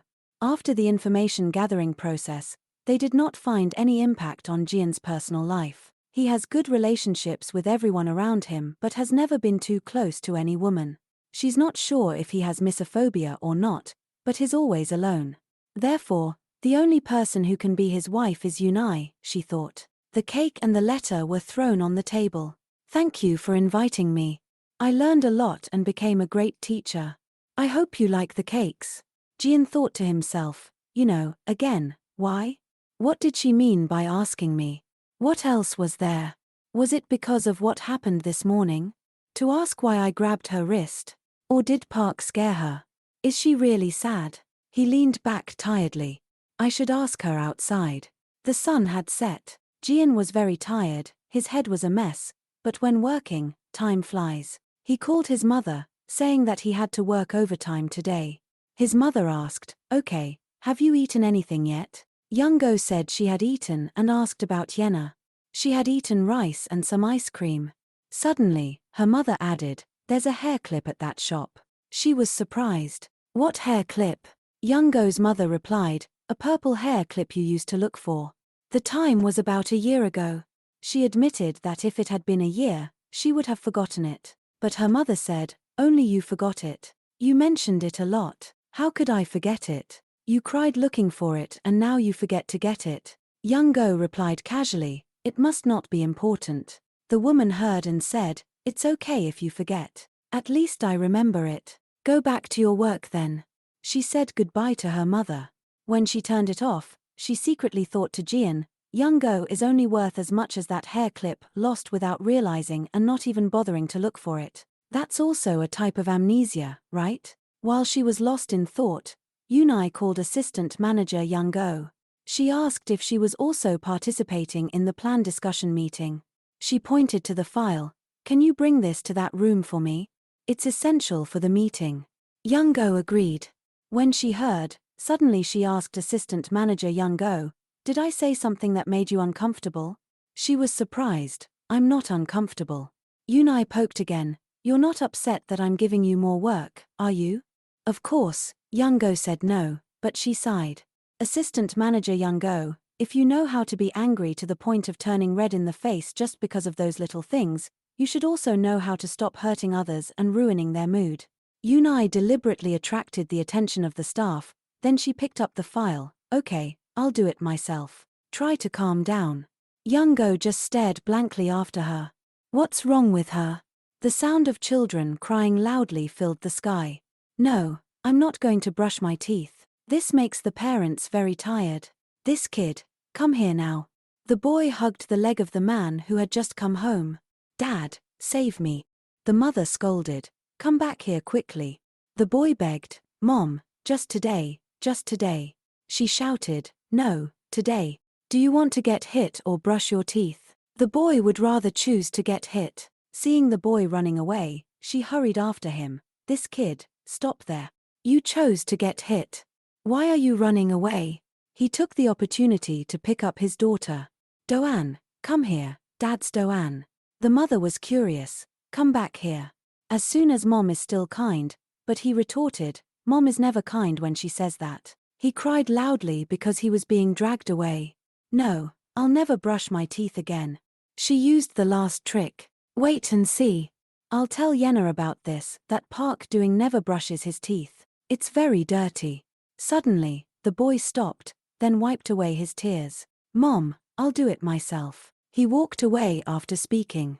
His father was also stunned. What did he just hear? He followed quietly. Unbelievable. Our son has changed. The child who always secretly eats his boogers. He was shocked and asked his wife, who is Yenna? She said, she's Doan at the BEDC center. She's very pretty, talented too. She looks very smart. The head of the center has to praise her too. She's really an excellent child. He was very happy to hear that. That's right. They have to become close friends. At the company, Yunai kept finding fault with Young Go. Young Go, what's wrong with your expression? She didn't understand. What do you mean? Yunai said, you look like you're busy thinking about something. Young Go refused, thinking, I'm not bothered by anything, but she argued, that's exactly what I'm saying. Even when you're very normal, you look like you're bothered by something. Young Go, I'll say this to you, I think you better fix your expression a little. I didn't do anything wrong to climb to a higher position than you. Young Go's face went blank when she heard that. She laughed, understanding. Young Go wondered, maybe this is a good thing for some people. Chai Yunai has always been like this, a bad-tempered, malicious person. She can only curse her at the meeting. The current calls were experiencing slow connection. However, Metal has a technology combination that can completely solve this problem. It can also operate stably even in areas with weak signals. That would be a great tool for people who frequently make phone calls. Just then, Jian entered. Everyone was stunned. Director, he said. Don't mind me, just continue. Everyone was sweating. Hello, Director. How can we pretend? Then he pulled up a chair and sat down. Okay, let's continue. Everyone watched Jian and Yunai. They were sitting close to each other. They must have something to say, Young Go thought to herself. 7 years ago, Jian was always the one who took the initiative. He never cared where it was. It would always erupt without a bit of restraint. It may be a little different for those he has only met for a few months or with those who have forgotten him for a few years. But from just now, she glanced. Why does it feel like he's staring at me? Why don't you focus on the meeting? Why are you doing that while your lover is sitting right next to you? The presenter continued, the expected product price is now 50 billion won in 3 months, including production costs and online costs. Jian suddenly spoke, very good, I'll look forward to it. Young Go got goosebumps. Don't say that while staring at me. Finally, it was time to go home. Young Go tiredly entered the house. I'm home. Her mother peeked out, you're back. As soon as she got back, she asked where Yenna was. She said the girl fell asleep while waiting for her to come back. She slumped on the chair. Every time I go to work, I feel like I'm getting a year older. If I stay there for 3 weeks, I'll be the same age as Mom. Suddenly she jumped up. Mom, should I just quit? Unexpectedly, she was very nonchalant. Yeah, just quit. Quit and I'll quit working at the restaurant too. She pouted. Why are you quitting at the restaurant? We have to work together. She said, you can't even cook a decent meal. She asked, is the job not going well? Why do you want to work at a restaurant? She sighed, no, I just want to try something else. Just then Yenna came out. Young Go quickly stood up. Little Princess Yenna, are you still awake? Let's go to bed with Mom. The girl asked, why are you so late, Mom? I waited for you a long time. She coaxed, I'm sorry. Mom promises to play with you a lot this weekend. Yenna softly called her, saying that Park Doing keeps walking around after her. He bothers me a lot. Young Go asked, has Doing taught you how to play chess? The girl replied, Mom, only the teacher teaches us how to play chess. Both Doing and I learn from the teacher. She hugged the girl, that's right, you have to learn from the teacher. She sighed, I wish I had a teacher, someone who could give me advice whenever problems arise. The next morning at the company, Jian thought to himself, I've been working hard with the company's main meeting. The more meetings, the more events, the less time I have to rest. Just then, the secretary asked him, Director, you're back. He replied, yeah. Is there any contact? She said, she would make a report right away. Before leaving, he said, by the way, there was an employee who came to visit yesterday. Young Go, when did she come? The secretary replied, around 12 o'clock. He smiled. It seems urgent. Did you talk to her? Call Young-oh back for me. Outside, Young-oh was told there was a typo in the text. The boy said, if you discount up to 75%, isn't that too much? She begged, please don't tell anyone. Keep it a secret for me. Keihan, proud, said, let me see. She tried to beg, come on, don't say it, I'll treat you. Suddenly, someone called Y.O. The secretary said the director was calling her. She was stunned. Why call me again? Keihan cheered, good luck, assistant manager. Young-go knocked on his door and bowed her head to greet him. When she entered, she said, hello, director. I was informed that you were looking for me. He said, that's right. Jian approached, making her afraid with his sharp eyes and cautious, slightly tense expression. His words hinted he wanted to say more than one thing. The silence stirred curiosity. Okay, I admit this feeling is not normal, but being pulled doesn't mean you have to follow. I have to understand it correctly. Jian's voice interrupted her thoughts. Sit down. Young-oh was very tired. She wanted to be with him but also didn't want to abandon herself. Jian pointed to the cake tray. Just take as much as you want. These are the cakes from yesterday. She asked in surprise, did you pick them up again? He asked back, you don't want what I picked up? She quickly denied it. No, Y.O. picked up a cake. Jian was always watching her every move. He said, I just heard today that you were looking for me yesterday. You should explain why you were looking for me so urgently. Seeing that Young-oh seemed hesitant to speak, Jian offered, just speak freely. The girl pursed her lips for a long time, then boldly replied, I came for the cakes. Jian had to stop for a while because of this reason. Young-oh said calmly, because I will be the one eating it from now on. If you intend to throw away food, please give it to me. I just wanted to say that. Seeing her aggressive attitude, Jian smiled and asked, so you only looked for me for that? Young-oh answered without hesitation, yes. He asked, but you cried and didn't say that. Young-oh explained awkwardly, that's because the situations are different. The more she answered, the more curious Jian became. What are the different situations? She had to answer to get over it. It's just my personal problem. Suddenly, Jian glared and asked in a serious tone, did Vice President Park Sang-gu threaten you? Young-oh asked in confusion, afraid that Jian would have unnecessary misunderstandings. She replied, no, definitely not. Vice President Park Sang-gu is a great person. Jian stared at Young-oh without saying anything. A silent atmosphere suddenly enveloped the entire room.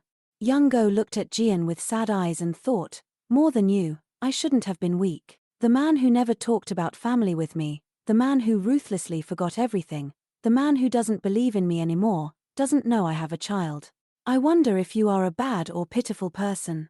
Old memories suddenly rushed into her mind, but didn't I talk to him after the accident? How can he call me when he doesn't have any, like that? Is that really a man's voice? Y.O.'s lips moved as if to ask Jian something, but in the end, she chose to be silent. Maybe it wasn't done by this person.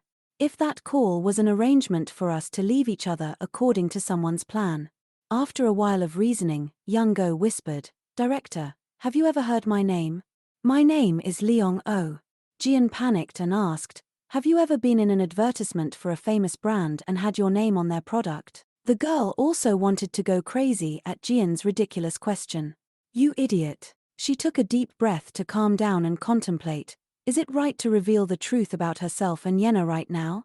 Isn't this person about to get married? It seems that Young-oh is standing between these two difficult choices, but it's better to know now than after getting married. After careful consideration, Young-oh took the courage to call the director. I have something to say. At the same time, The school bus had arrived. The teacher happily led Yen off the bus. Yen, we're here. Be careful. A stranger just seeing the girl waved hello. Hello, baby Yenna. Just a quick glance, and Yenna recognized that this person was not the teacher. The girl immediately asked, "But who are you?" But that person pretended to ignore it and told Yenna, "Thank the teacher." Baby Yenna obediently followed. "Thank you." The babysitter said goodbye to Yenna while watching the other children on the bus. "Okay, Yenna, have a good time at the center. Mincio, don't get down, sit properly in the seat. Jinwoo, don't take off your seatbelt. Goodbye, Yenna." Just as she finished speaking, the teacher got on the bus and left immediately. Now only Yenna was left with a strange teacher. She gently took Yenna's hand and said, "Letten, go. We're late." The innocent girl asked, "But where are we going?" She still answered naturally, "To the center." Yenna found it strange and turned her head back to ask, "The center is over there." But this mysterious teacher always found a way to lure her. "You've moved to another center. Didn't anyone tell you?" Yenna still turned her head back with a bewildered expression. In just a blink of an eye, she was led a long way away. The girl started to feel that something was not right here. "Where is this?" Yenna immediately used all her strength to pull her hand out of the teacher's arms, then she said loudly, "I'm going to call my mom." She said to Yen irritably, "Why don't you listen to me? Follow me quickly." As she spoke, she turned around and continued to move forward. After walking a little further, she suddenly turned into a small alley without paying attention to Yenna running after her.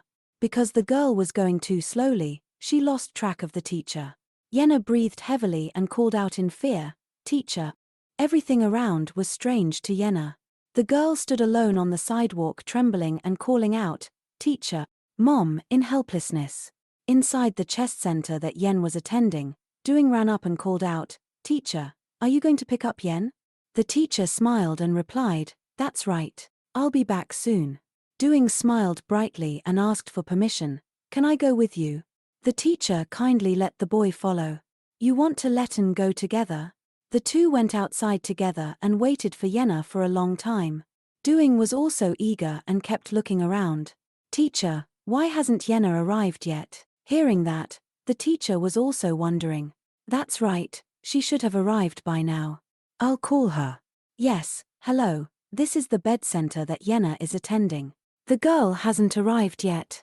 The managing teacher was shocked after hearing that and recounted, "I heard that Yenna got off the bus and the teacher picked her up."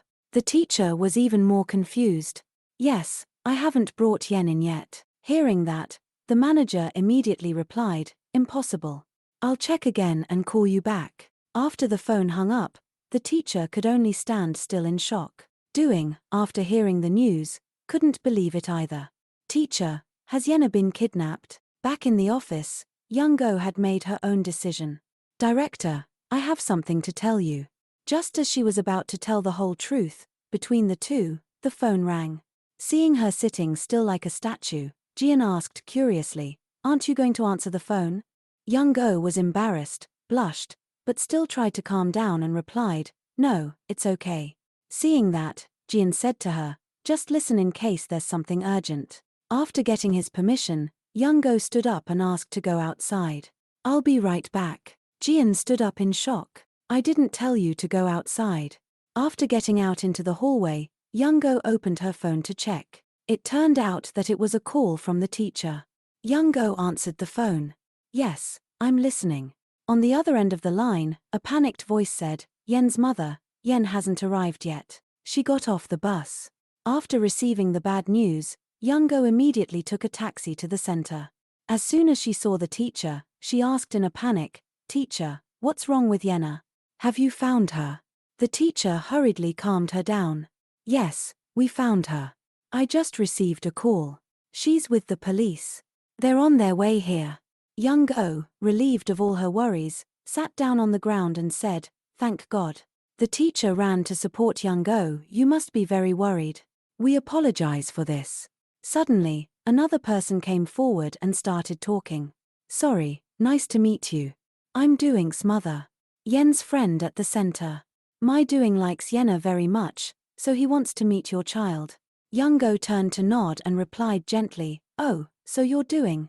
Suddenly, she couldn't control her overwhelming emotions and screamed, "Yen."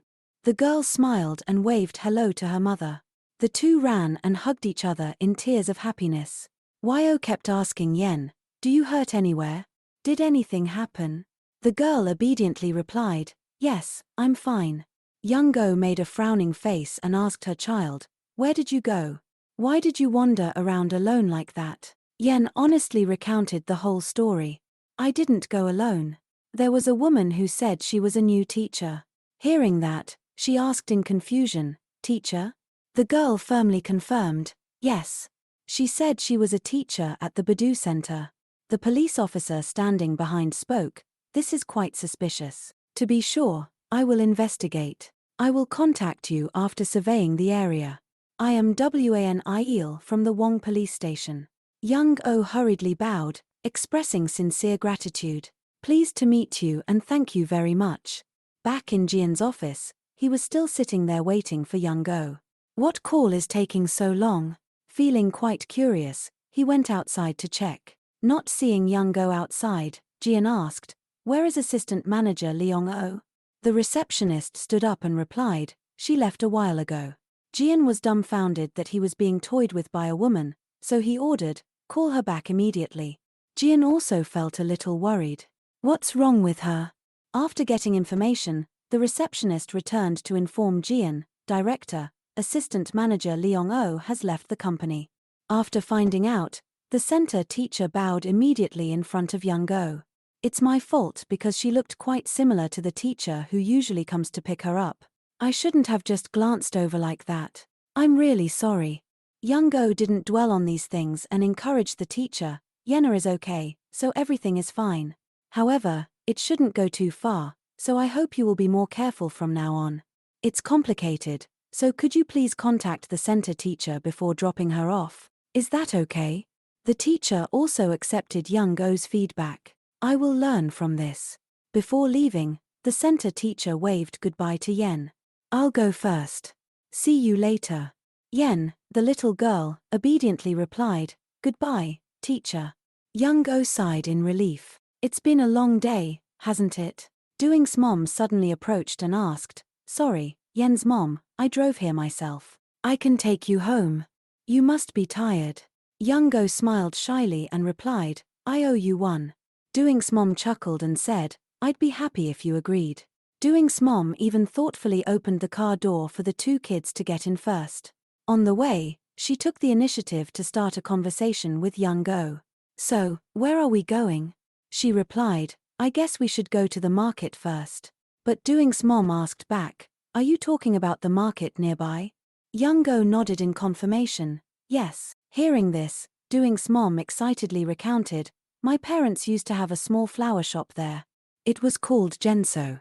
Hearing this, Young-oh suddenly remembered, "Really? I know that place. My mom also works in a restaurant there. Do you know GCK Sunrise?" Doing's mom quickly replied, "Of course. This must be fate. I definitely have to say hello to your mom." Yen, sitting in the back, called out, "Mom, I have a picture I want to show you. I drew the animal at the daycare." Young-oh was curious, "Really?" So she gently opened Yen's bag. A picture of a strange animal appeared. Young-oh asked blankly, "Yenna, what is this?" The little girl excitedly replied, "It's a deer." Hearing this, she could only smile awkwardly to make her happy. "You're so good." Yenna thought it was true, so she eagerly asked back, "Really, Mom?"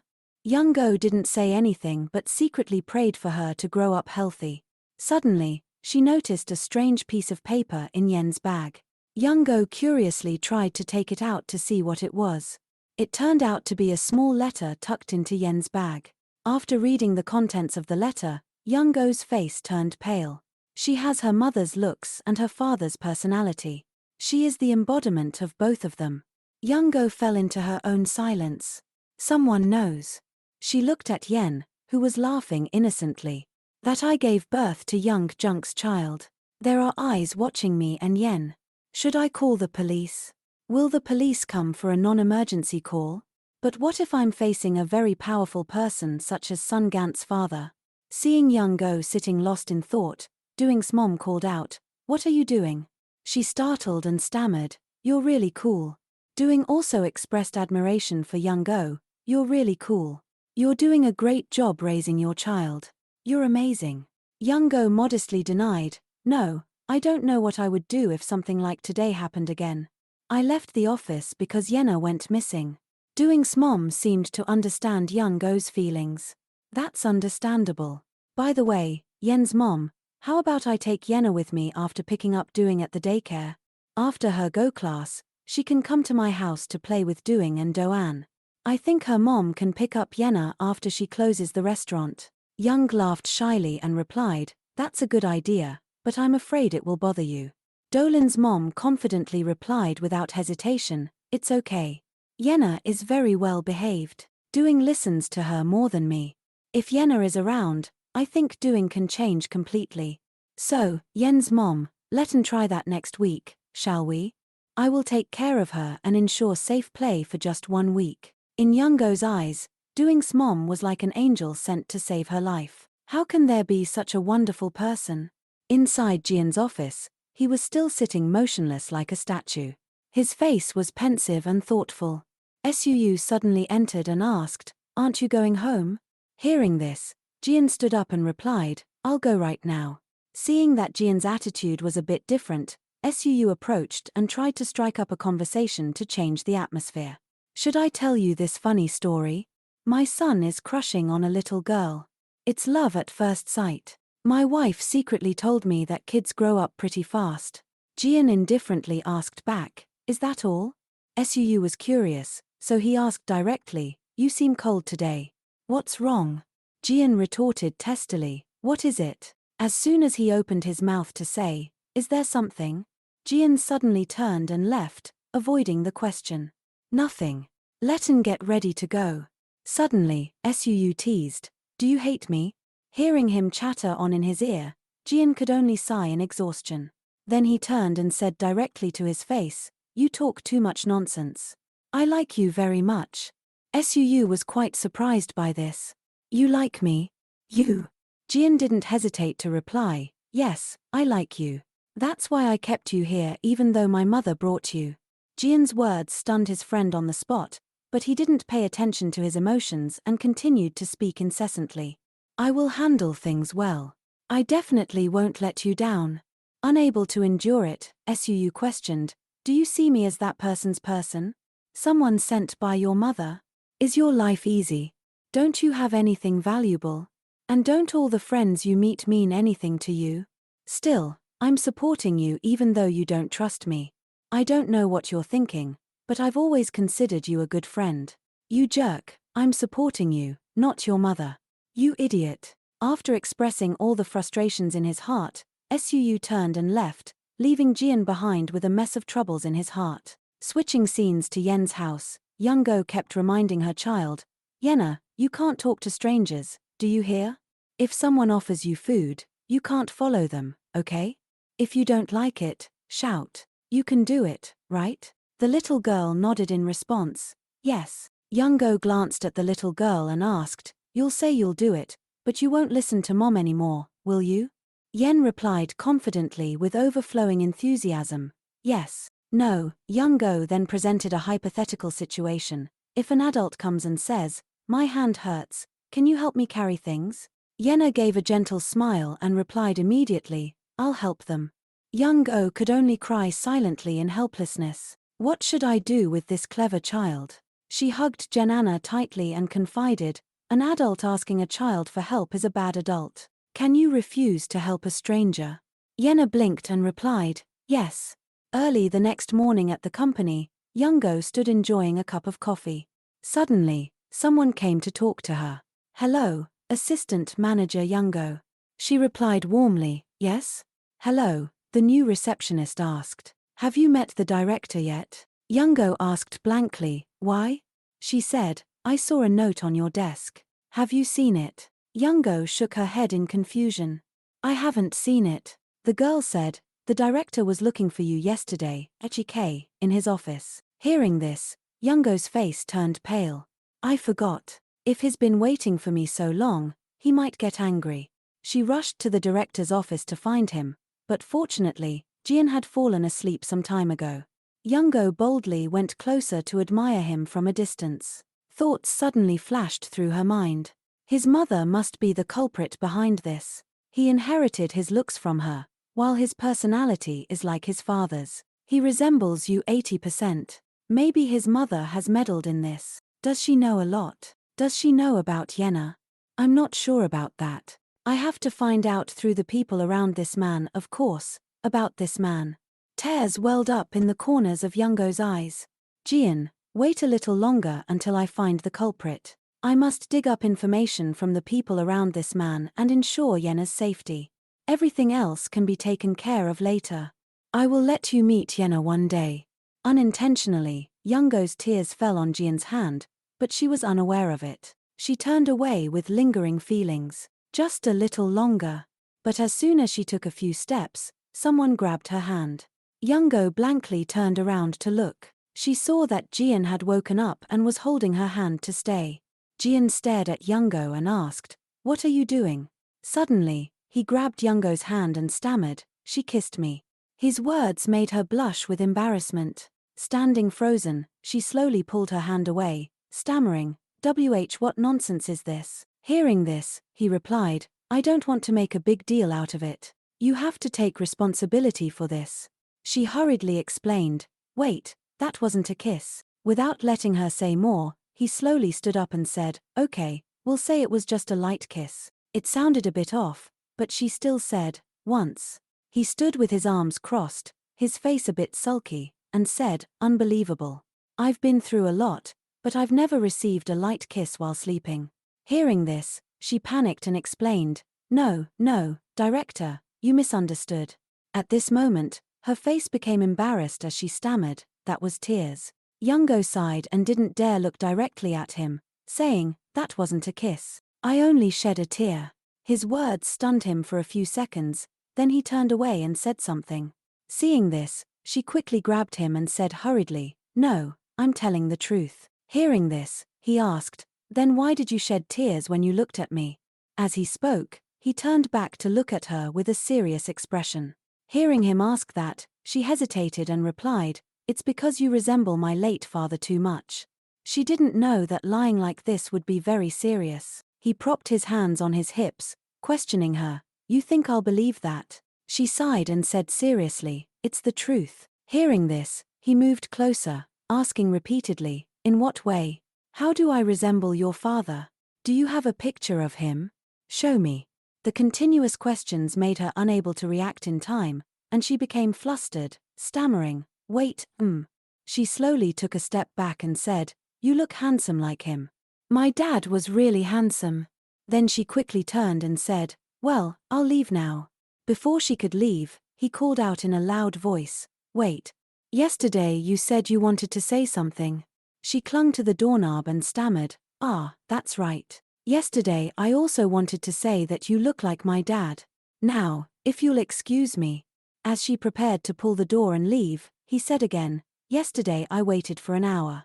His words made her pause for a moment, thinking that she would be touched, but no. She turned around with a disgruntled look and said, "Just an hour." These words stunned him on the spot as she left the room.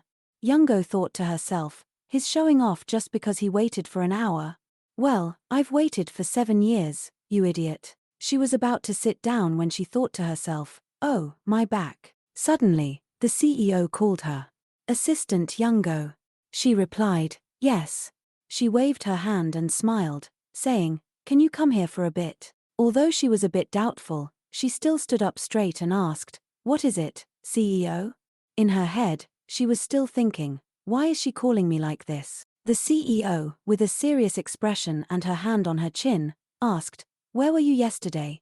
Youngo replied, "I asked for permission to leave early because I had some urgent matters." The CEO deliberately made it difficult for her and smiled mockingly, "I didn't think you were the only one with urgent matters." Her face was very unpleasant, but she still had to endure it, thinking to herself, "She just wants to pick a fight with me."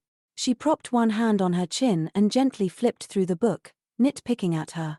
"We agreed to distribute the positions after the meeting yesterday. Everyone tried to do your part too.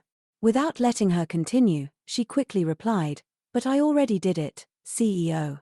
Her face was incredibly surprised when she heard her say that. Seeing this, she continued, I completed it early and uploaded it to the folder already. Didn't the CEO see it? Have you checked them? She hurriedly opened her computer, stammering, no, wait, She interrupted her, saying, I think the other members have checked it already. Then, as she turned to leave, she said, you should check again if you excuse us. In her head at this moment, she was thinking, don't bother me. As she walked away, she thought, don't threaten me about work and hinder me. I won't forgive those who threaten me easily anymore because I have to protect myself and Yenna. I've decided. But she turned back to her desk and looked at it carefully. Work really drains all my energy. After work, her face became haggard and droopy. She thought back to the tasks she had done today, meeting after meeting, arranging meetings, thinking about ideas. She felt incredibly tired, massaging her shoulders and thinking to herself, it's already difficult enough without anyone bothering me. The elevator slowly opened, and in it, she met Lian again, which startled her. Thinking to herself again, he crossed his arms and asked, aren't you getting in? She stepped in and said, I am. Standing next to him was incredibly stressful. She thought to herself, not comfortable at all. Suddenly, she saw someone approaching outside and said, oh. She quickly pressed the open door button and said loudly, CEO, come in, come in. She turned to look at Jian. Seeing that his expression was tense, he didn't dare to enter and turned away, saying, you go first. The elevator doors closed again, causing her to pause on the spot. She turned to look at him and asked, did something happen between you two? Not seeing him reply, she asked further, why? How can you argue with someone as good as him? These words stabbed directly into his chest, no different from saying that he was too evil. She continued, I don't think CEO Park Yu is the one at fault. The more she spoke, the more his expression darkened. At this moment, she realized that she was being too blunt, so she quickly said, I'm sorry. You look like my dad, so I'm concerned. I'm very sorry. Hearing this, he asked, does your daughter like that? She didn't understand and said, huh? He turned to look at her and asked curiously, does your daughter care about her father that much? She replied, yes, of course. She tilted her head to look at him and said, daughters care about their fathers a lot. Suddenly, she hesitated and said, by the way, I think you two should make up. It seems that CEO Park Sang-gu cares a lot about you, director. Her words stunned him for a moment. Elsewhere, at Park Sang-gu's house, a little boy spoke up, saying, Yen, look at this. The boy held out a candy and said, this candy is sparkly. It looks like your eyes. As he spoke, the boy gave the candy to Yen. Park Su's wife, seeing the scene, couldn't help but think, the kids are so adorable. I used to be like that too. Suddenly, there was a doorbell ring. She wiped her hands and went out, saying, yes, I'm coming. It seems like the laundry is done. She opened the door. Behind the door was Jian. He said, hello, I am Jian. Seeing him, she froze for a moment. Later, she reacted and shouted, oh my god. Oh my god. Oh my god. What is it? Oh, it's nice to meet you, Jian. He politely replied, yes, it's nice to meet you. It's been a long time since we've seen each other. She awkwardly replied, ah, yes, please come in. He stepped in, bowed, and said, then I'll bother you. She opened the door and replied, yes, this way. He handed the basket of fruit to her, saying, here, I bought some fruit. Seeing this, she smiled and replied, oh my, you didn't need to buy anything. Haha. Then she asked, why did you come here? He replied, I came to see you. Is he home? She thought he came home early. She stammered, ah, he hasn't arrived yet. You might be mistaken. Hearing the conversation between the two children turned to look at them. She led him to a seat and said, I'll try to call him. Please sit here and wait a moment, okay? The boy ran out and asked, Mom, who is it? She put her hand on the boy's shoulder and said, ah, Duin, say hello to Uncle. He is your dad's friend, Uncle Jian. You know him, right? The boy bowed to him, saying, hello. He patted the boy's head and smiled, saying, "Well, hello. You've grown bigger, Duin." He pointed to Yen, looked at him, and smiled, saying, "My friend is also here." He turned his head to look at Yenna. Sitting, the little girl with sparkling eyes stared intently at him. The two of them looked at each other carefully. Jinya was a little flustered and quickly reminded her son, "Duin, you should say my friend came too. Hearing this, Duin smiled and said again, "My friend came to play too." As soon as he finished speaking, Jian smiled and said, "My son's friend came to play at our house." He enthusiastically replied, "Ah, yes." He looked intently at Yenna, drawing, and thought to himself, "Ah, Duin's girlfriend. Didn't that kid say that he was in love at first sight?" Li Jian stared at the little girl, admiring her, thinking, "Well, the kids are all very cute." Switching scenes to in front of a store, Park S slowly took steps on the road.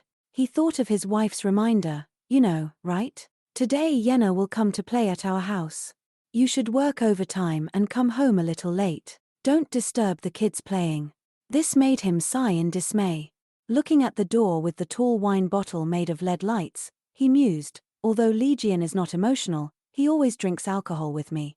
Suddenly, the phone in his pocket rang unexpectedly.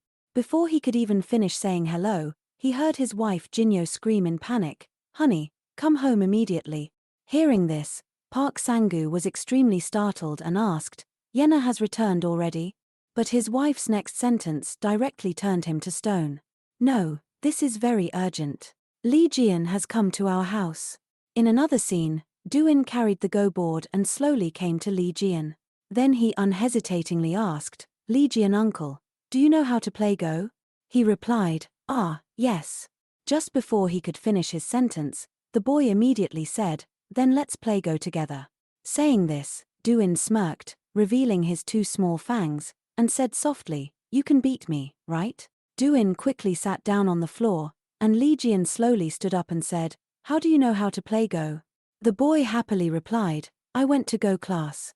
When he saw Yenna slowly approaching, Duin immediately turned his head and said, "Yenna, come here and watch me play. I'll show you how I play Go." Hearing this, the girl didn't say anything and sat down beside Duin. Duin opened his mouth a little shyly and said, "Uncle, please go first."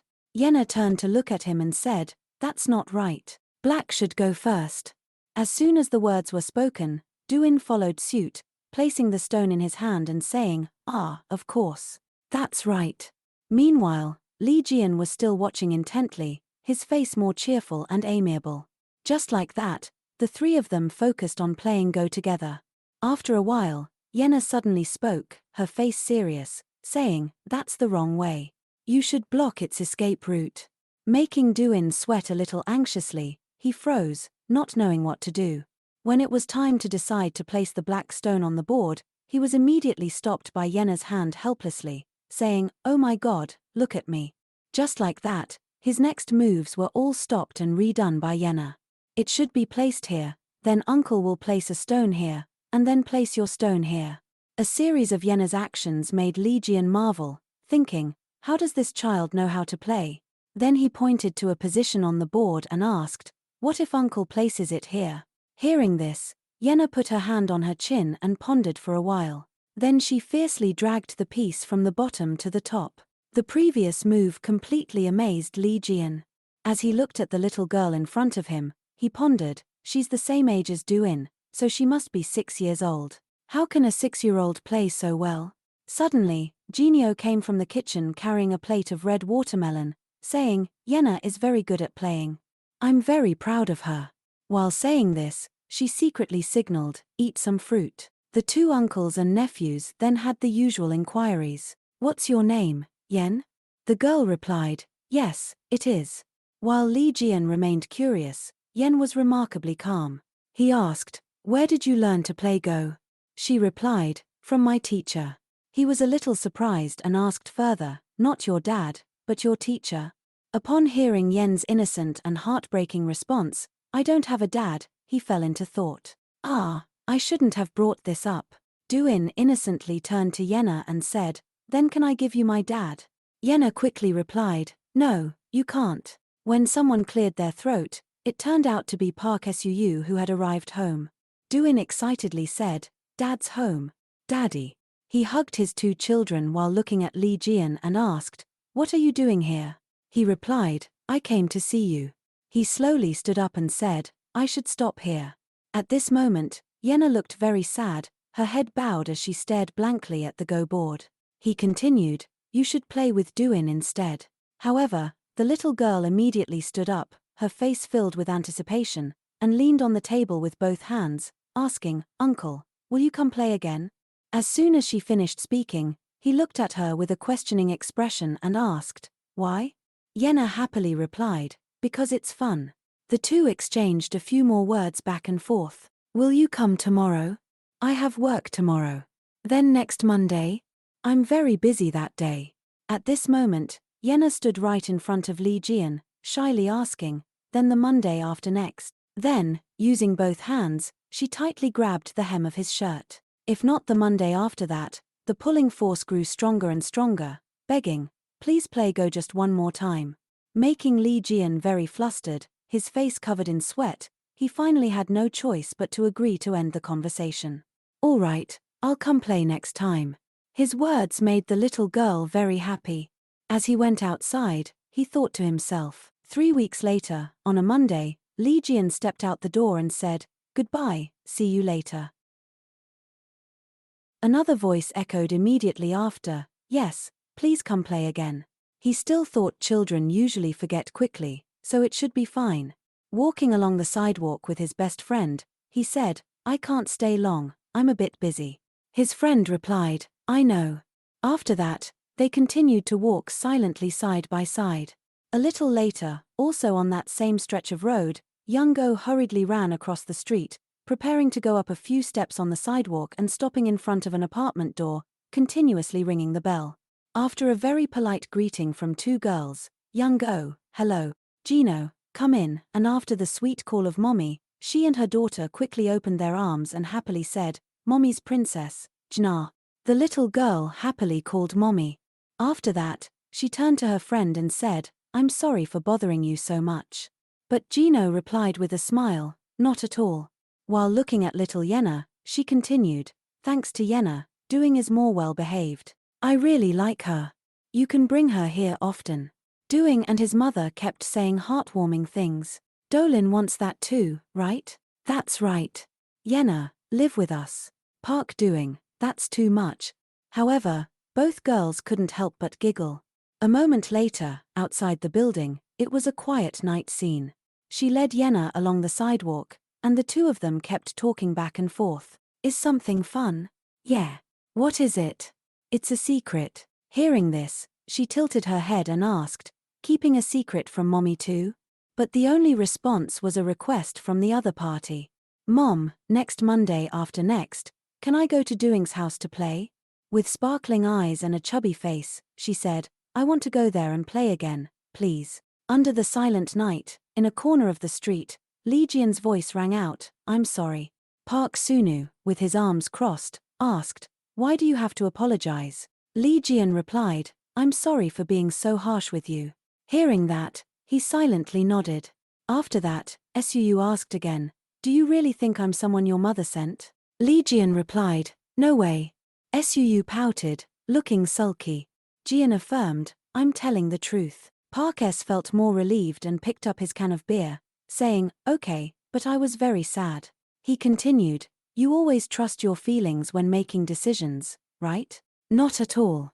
Even using them just a little bit can hurt others." After speaking for a while, Suu sighed, crossed his arms, and looked at Jian with sympathetic eyes. He thought to himself, "Of course you don't know why I'm so sad."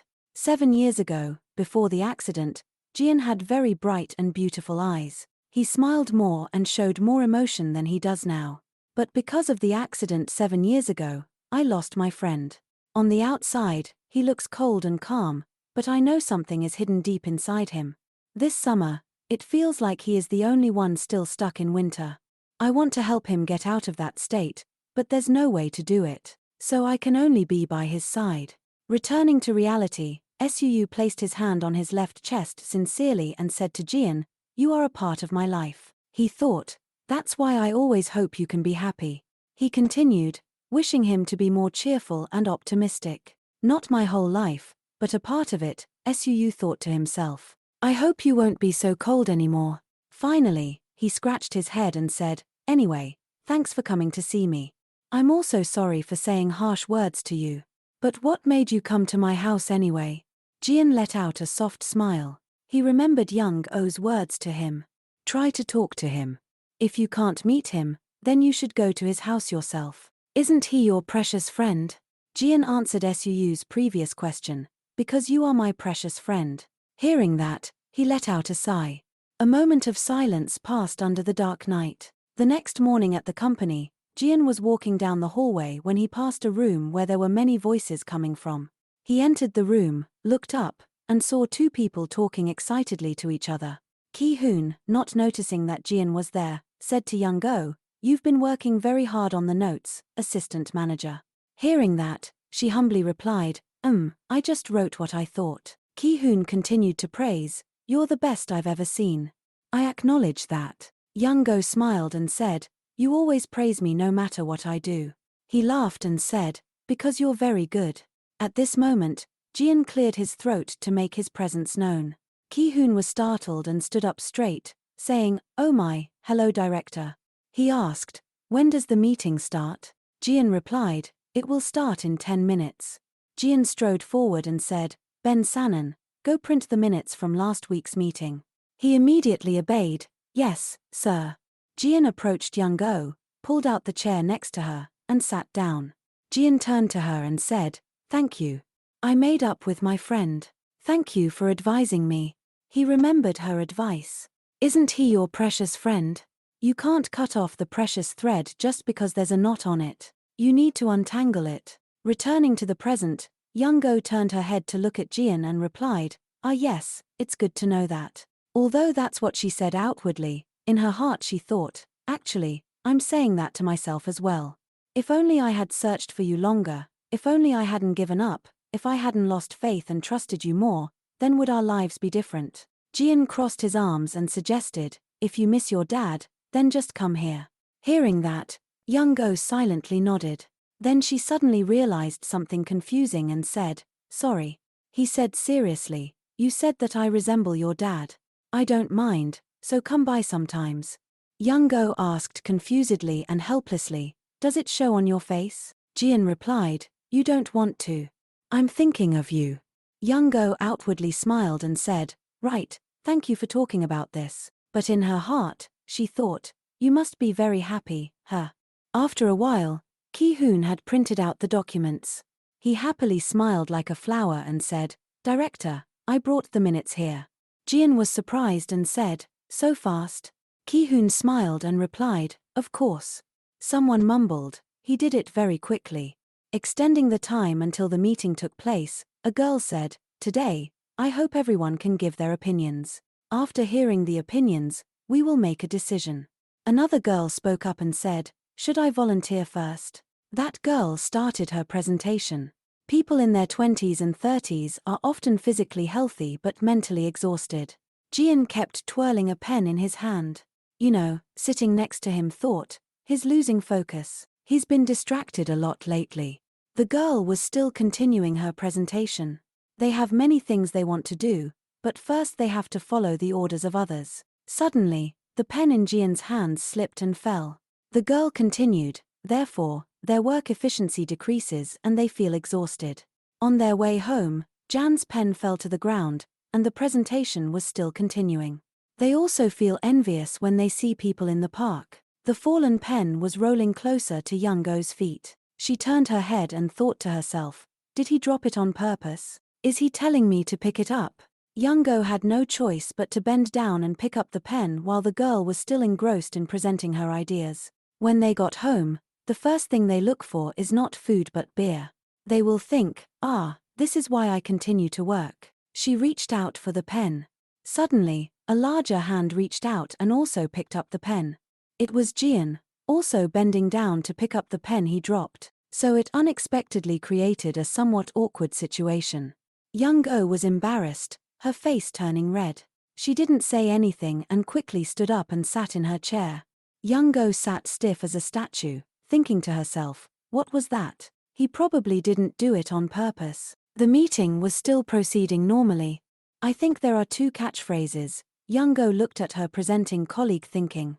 But Chai Yunai is sitting right there. She was still enthusiastically speaking. That is, single needs beer and this is the taste of youth. This is the healing course. That is all. A man added, that's great, but is it too simple? Healing like that seems too negative. A person said, we still have to look at the practical issues first. Beer commercials usually feature young models in bars enjoying themselves refreshingly. Is it okay to remove that? Is it risky? Young-go contributed an idea. How about this? People see a bar with many young people drinking on TV, but is it really that noisy? I think the noise level has decreased, and the advertisement focuses on the sound of drinking beer.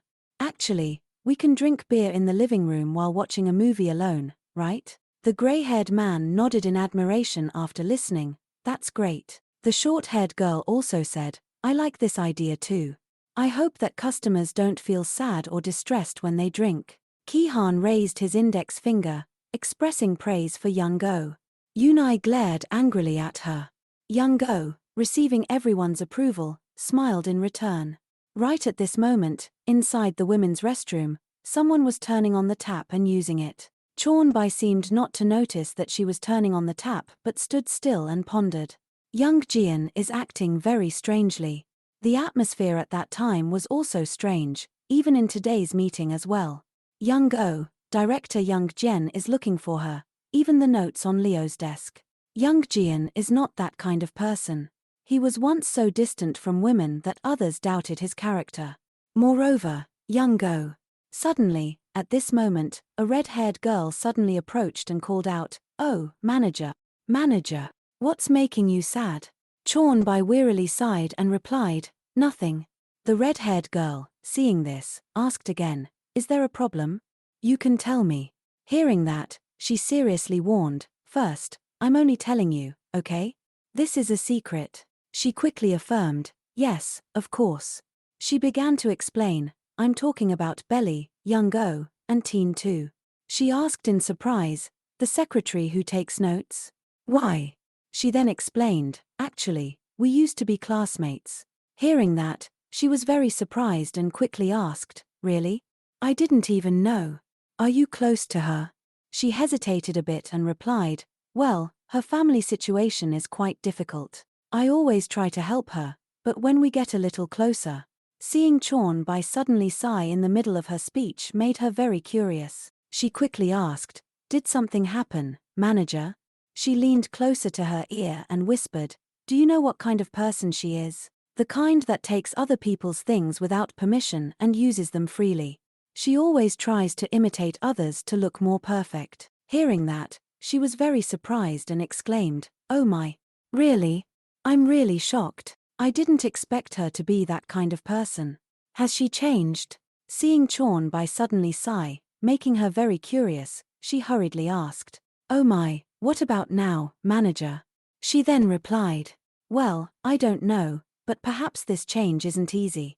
But Young-go often visits Jian." She asked with some curiosity, "Why?" She hesitated a bit and guessed, "Well, about that, perhaps she has a lot to discuss with Jian." After listening to the words she had said, she said with great dissatisfaction, "Oh my, that's ridiculous. She should know her place. Why is she interfering in other people's affairs? Don't worry, manager. I will testify for you. With just a little carelessness, she will be ruined." Suddenly, at this moment, Samiran suddenly opened the door and walked out, and without saying a word, she just walked away. The red-haired girl, seeing this, covered her mouth with her hand and said worriedly, "What to do? Team leader Samiran divorced her husband because he had an affair with a colleague. Will Lee Young-oh be hated by her?"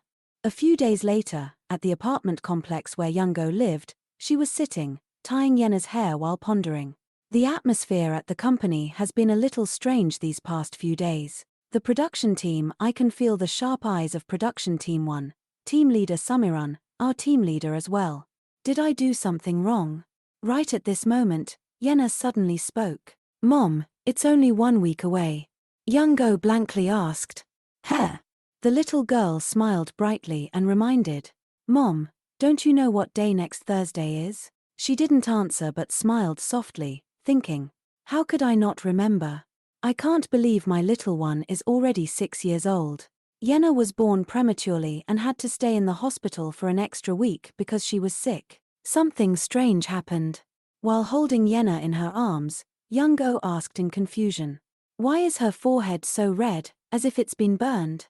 The nurse explained, "Ah, that's a birthmark. It's quite common in newborns and usually disappears after a year." She hurriedly brushed the girl's bangs up and thought doubtfully, a birthmark should disappear a year after birth, but it's still the same now. In many places, birthmarks are called a quat or angel's kiss. A quat means the baby is too beautiful, so the angel kissed the baby. After thinking, Young-go asked, "What do you want to do for your birthday, Yenna?" The little girl asked in surprise. "A birthday party?"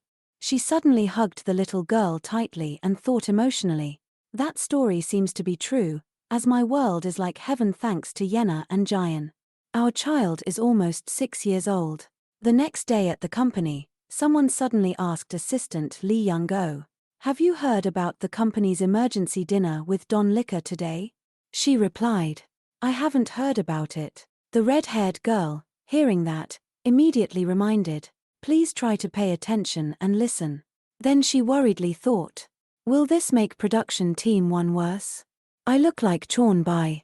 Then she loudly announced the current situation to her. The advertiser is coming. They want to hold a dinner with the company production team, but the person in charge has to go on a business trip, and everyone is very busy. I want the assistant who is free to find a location for the company dinner. She continued, I'll do it. Yes, I'm quite free.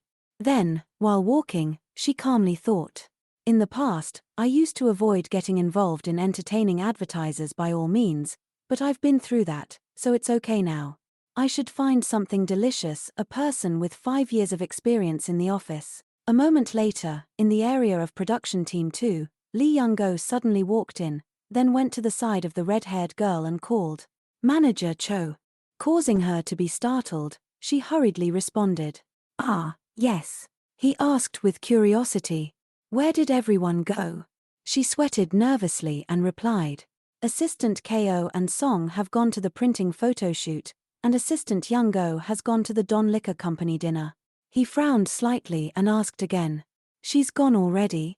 She replied a bit flustered, "Yes, because the advertiser said they would arrive early." He immediately questioned, "Why are the members going out to play and leaving the advertiser like that?" She hesitated to explain, that is, everyone has other things to do." He quickly turned around, then immediately took out his phone and called team leader Young Jian. "Send me the contact information of assistant Lee Young-go." That night, the weather outside was rainy. Someone suddenly asked, "Are there no umbrellas left?" The other person replied, "Yes, because it suddenly rained." While standing in the rain, Young-go worriedly thought, "The rain is so sudden. I have to go back to the office and borrow someone's umbrella. But the rain is also light, so should I wait for a while?"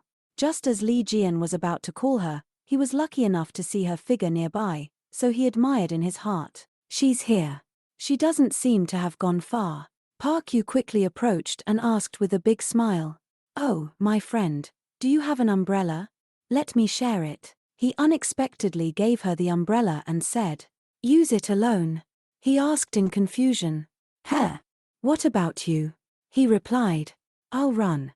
Hearing that, he was very confused, so he hurriedly asked, "What are you talking about? We can go together."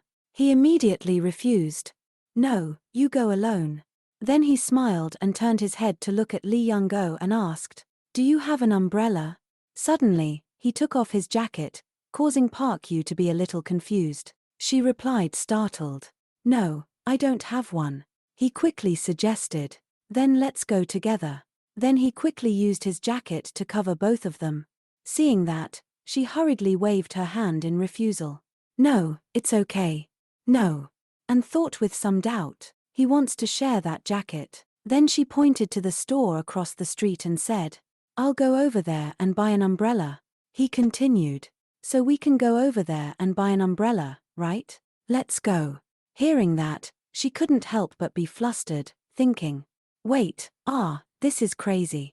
Then she had no choice but to reluctantly run across the street with him. In this situation, Park Yu, standing nearby, said with some helplessness, really, looking at him makes me feel like I'm filming a movie. No, I have something to tease him with now.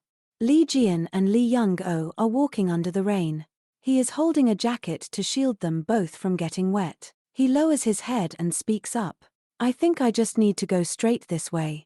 After that, the two are preparing to enter a building. She looks up and says to him, thank you, I will buy one for you. Lee Jian uses his hand to brush the water off his hair while replying, it's nothing. She looks at the umbrella stand and exclaims in surprise, there is only one umbrella left here. The storekeeper, seeing this, walks over and gives her 2 umbrellas, smiling and saying, there are many more. Don't worry. She also smiles and replies, thank you.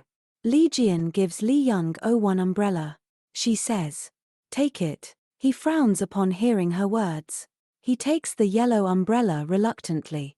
Can I return this? I have many umbrellas at home already. She replies, then just use it today and return it to me later. I don't have any at my house. She thinks to herself, the rich are the ones who bring umbrellas. He walks away, then turns back and calls her. Let's go. Lee Jian points to a building. I will stop by the company that Ki-hoon introduced. It's right at the intersection over there. He speaks up. All right, then we'll split up there. She continues. If someone laughs at my face and tells me I chose the wrong place, then can I say that it's all because of the director's choice? He replies coldly. Just do whatever you want. Inside the office of production team 2, there is a voice. Where did assistant B Leo go? She hurriedly raises her hand to explain. It was I who asked her to go prepare for the evening drinks event. The purple-haired girl smiles insincerely. Oh my, really? It can't be helped because everyone is busy. This girl thinks to herself. Assistant Vice Joe, you're still doing a good job even now. No, I didn't ask you to. The purple-haired girl's eyes reveal satisfaction. Lee Young-oh must fight alone until she sweats. Before the others arrive, she calls. Ira, are you off work? Could it be that the director is also finished with work? Ira replies. Yes, Manager Chai. The purple-haired girl smiles woodenly. The director said that he would come meet the production and advertising teams. Are you not going along? Scene switches to a restaurant. Inside, there is a coughing sound. Cough, cough. The purple-haired girl and the red-haired girl run hastily. The red-haired girl shouts, Manager, slow down a bit. The purple-haired girl replies irritably, I'm running because of you. What you said, Vice Assistant Joe, how can you let the creator go alone to entertain others? In her head, she considers. Nothing is going according to plan. She walks in with a flustered face. However, the purple-haired girl is extremely shocked when she sees the scene before her. Young-go sitting next to Lee Jian along with the others, talking and laughing happily. He is holding a glass of water and watching, secretly pleased in his heart. The purple-haired girl, standing at the door, is so angry that her blood boils, her hands clenching tightly. The man wearing a blue shirt appears and whispers into the purple-haired girl's ear. Chai Yunai, can't you handle it for even a day? How many years have you let young Jian slip out of your hands? She remembers what the man in black once said. Because next year is the general election, you should get married before then so that you can be more comfortable. Even if you're not good at anything, you must at least make a show in marriage. She closes her eyes, gritting her teeth and listening to the man in blue saying, Chun-bai, wake up. She replies, I know. She, with a determined and certain gaze, thinks, I must marry young Jian. That's the only reason I exist. Scene switches outside a convenience store. Young-go is standing, gasping for breath. Everyone is talking. She is reaching for a bottle of water when there is a noise behind her. Swoosh. Are you afraid to go to work tomorrow? Lee Jian is also holding a bottle of water like her. Let me buy it. She considers. Well, then if you're paying, Then I'll drink something more expensive. She grabs the bottle of water and takes a big gulp. Jian speaks up to ask, "Are you okay?" She happily replies, "Yes, thank you." For this, he looks at her and asks, "What do you think? Have we captured the attention of the advertising side yet?" Young-go feels uncomfortable and suddenly covers her mouth with her hand. He stands to one side, bewildered, not understanding what is happening.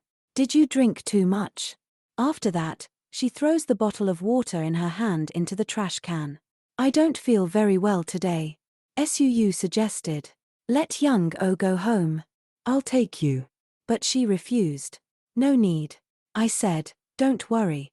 I can get home myself." Then she turned and left. Jian watched her retreating figure, a little sadness in his heart. "As always. You turn your back to me and walk away." He wondered, annoyed by the small thing. "Why do you always do that? What do I have to do to make you look back?" Jian suddenly called out, "Jongo." Hearing his voice, her steps faltered. He asked, "Where do you think you're going?" She turned around in surprise. "What? What is this?" She took a few steps closer to him and asked, "What do you want?"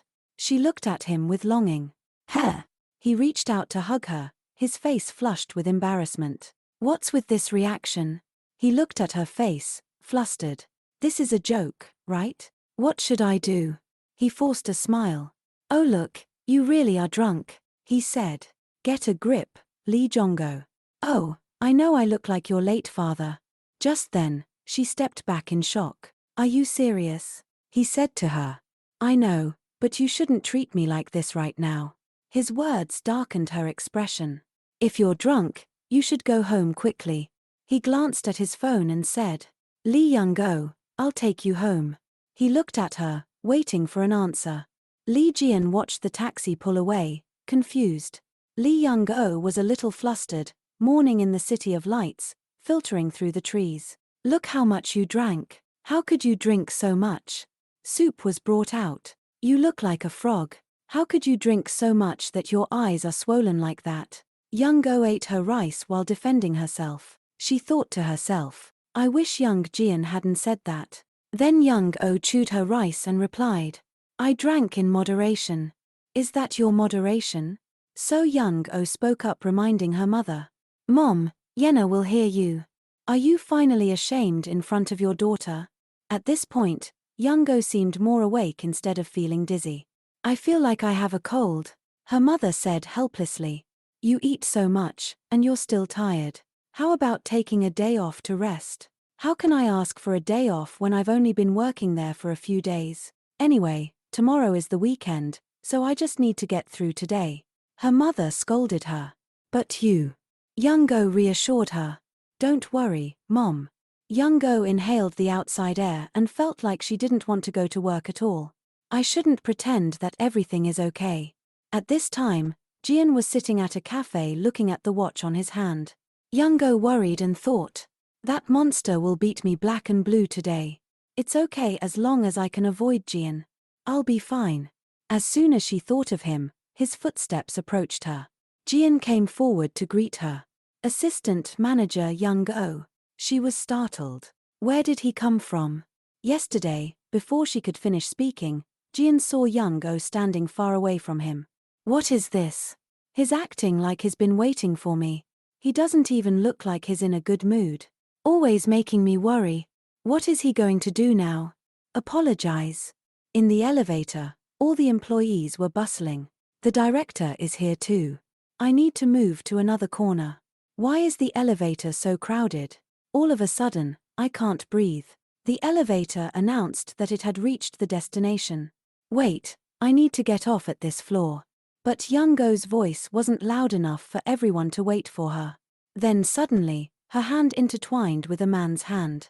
Her body was completely in Jian's arms. The two were very close. So Young-oh spoke up, resisting. "Let me go." Jian looked at her face and asked, "Are you sick? You don't look well." But Young-oh quietly replied, "I'm fine. Don't tell me you're still drunk. It's a cold. Whose fault do you think it is?" Before Young-oh left, she turned around to look at him and thought to herself, "There's nothing about him that I like. It was foolish to think he would apologize. Oh well, stop thinking about things that give you a headache and wake up. You'll know I have a lot of work to do. Ki-hoon appeared from outside. I did what you asked me to do yesterday. I was wondering if there was something so urgent that you forgot your bag. Young-go took her bag and thanked Ki-hoon. You're welcome. You've been working very hard. He replied cheerfully. That's right, Young-go, work. Young-go gradually regained her spirits. It was late, and Young-go was exhausted in the office. Take the medicine to get better quickly, that way, you can work effectively. Young-go found it ridiculous. He made me sick and then gave me medicine to cure me. This isn't what I expected. Unfortunately, I don't have the strength to argue with him. I wish my body felt better. Then suddenly, Jian put his coat on her. When you're sick, you should wear more clothes, he said in a very warm voice. I have my own fashion sense, Young-go replied coldly. Jian even gave her a compliment. It suits you very well. Just wear it and pretend you don't know who it belongs to. Anyway, I rarely touch it. I would appreciate it more if you let me leave here sooner rather than later, Young-go said sharply.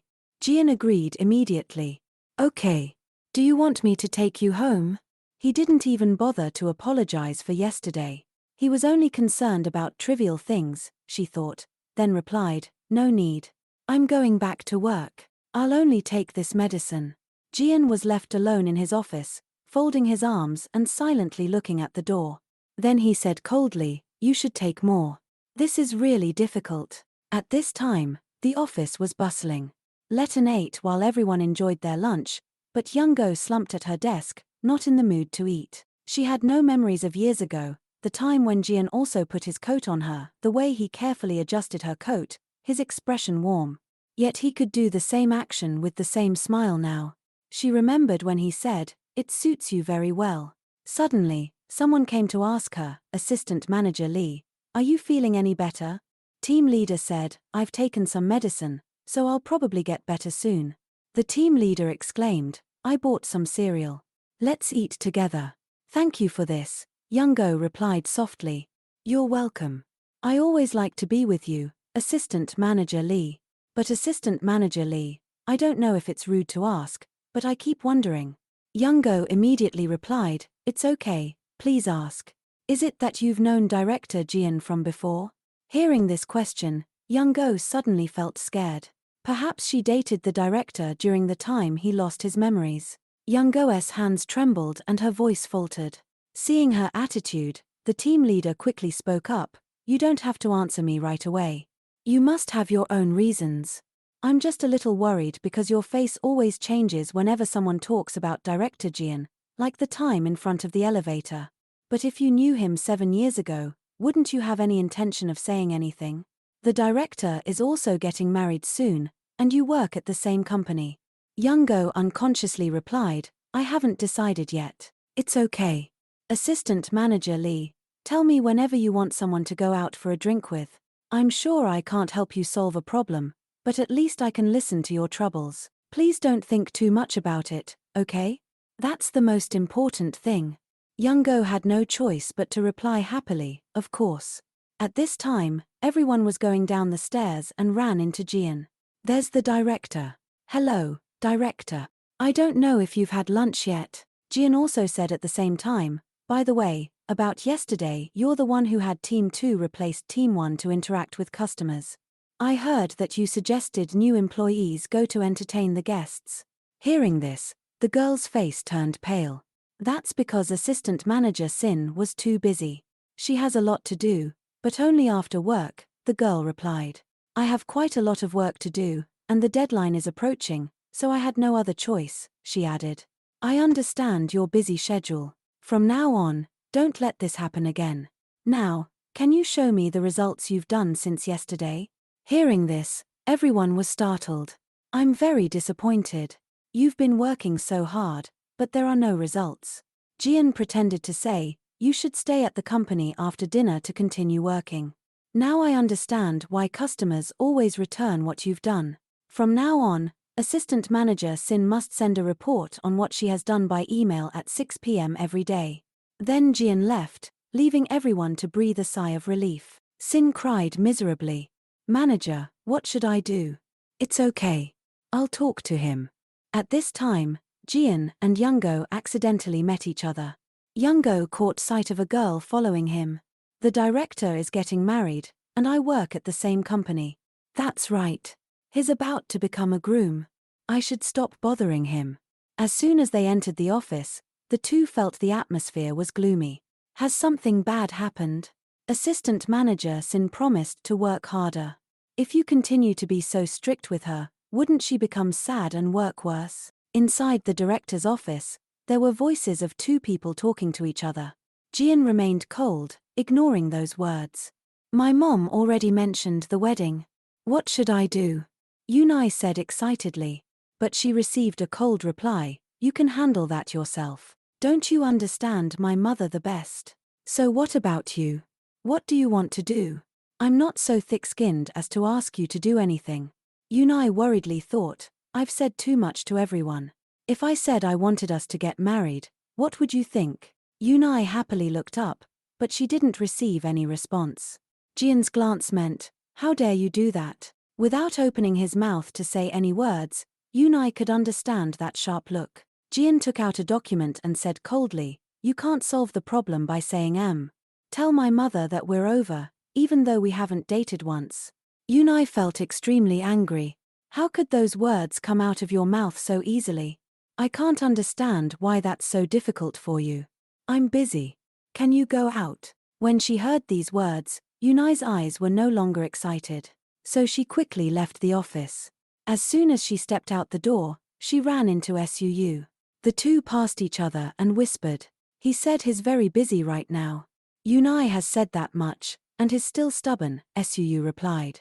I should check how hard he's working. He must have just argued with Yunai, but he doesn't look angry. As soon as Suu walked in, he noticed an umbrella placed at the edge of the door. He picked it up and asked Jian, you probably don't need it, right? I'll take it home. My daughter will probably like it a lot. Jian coldly said, that's mine.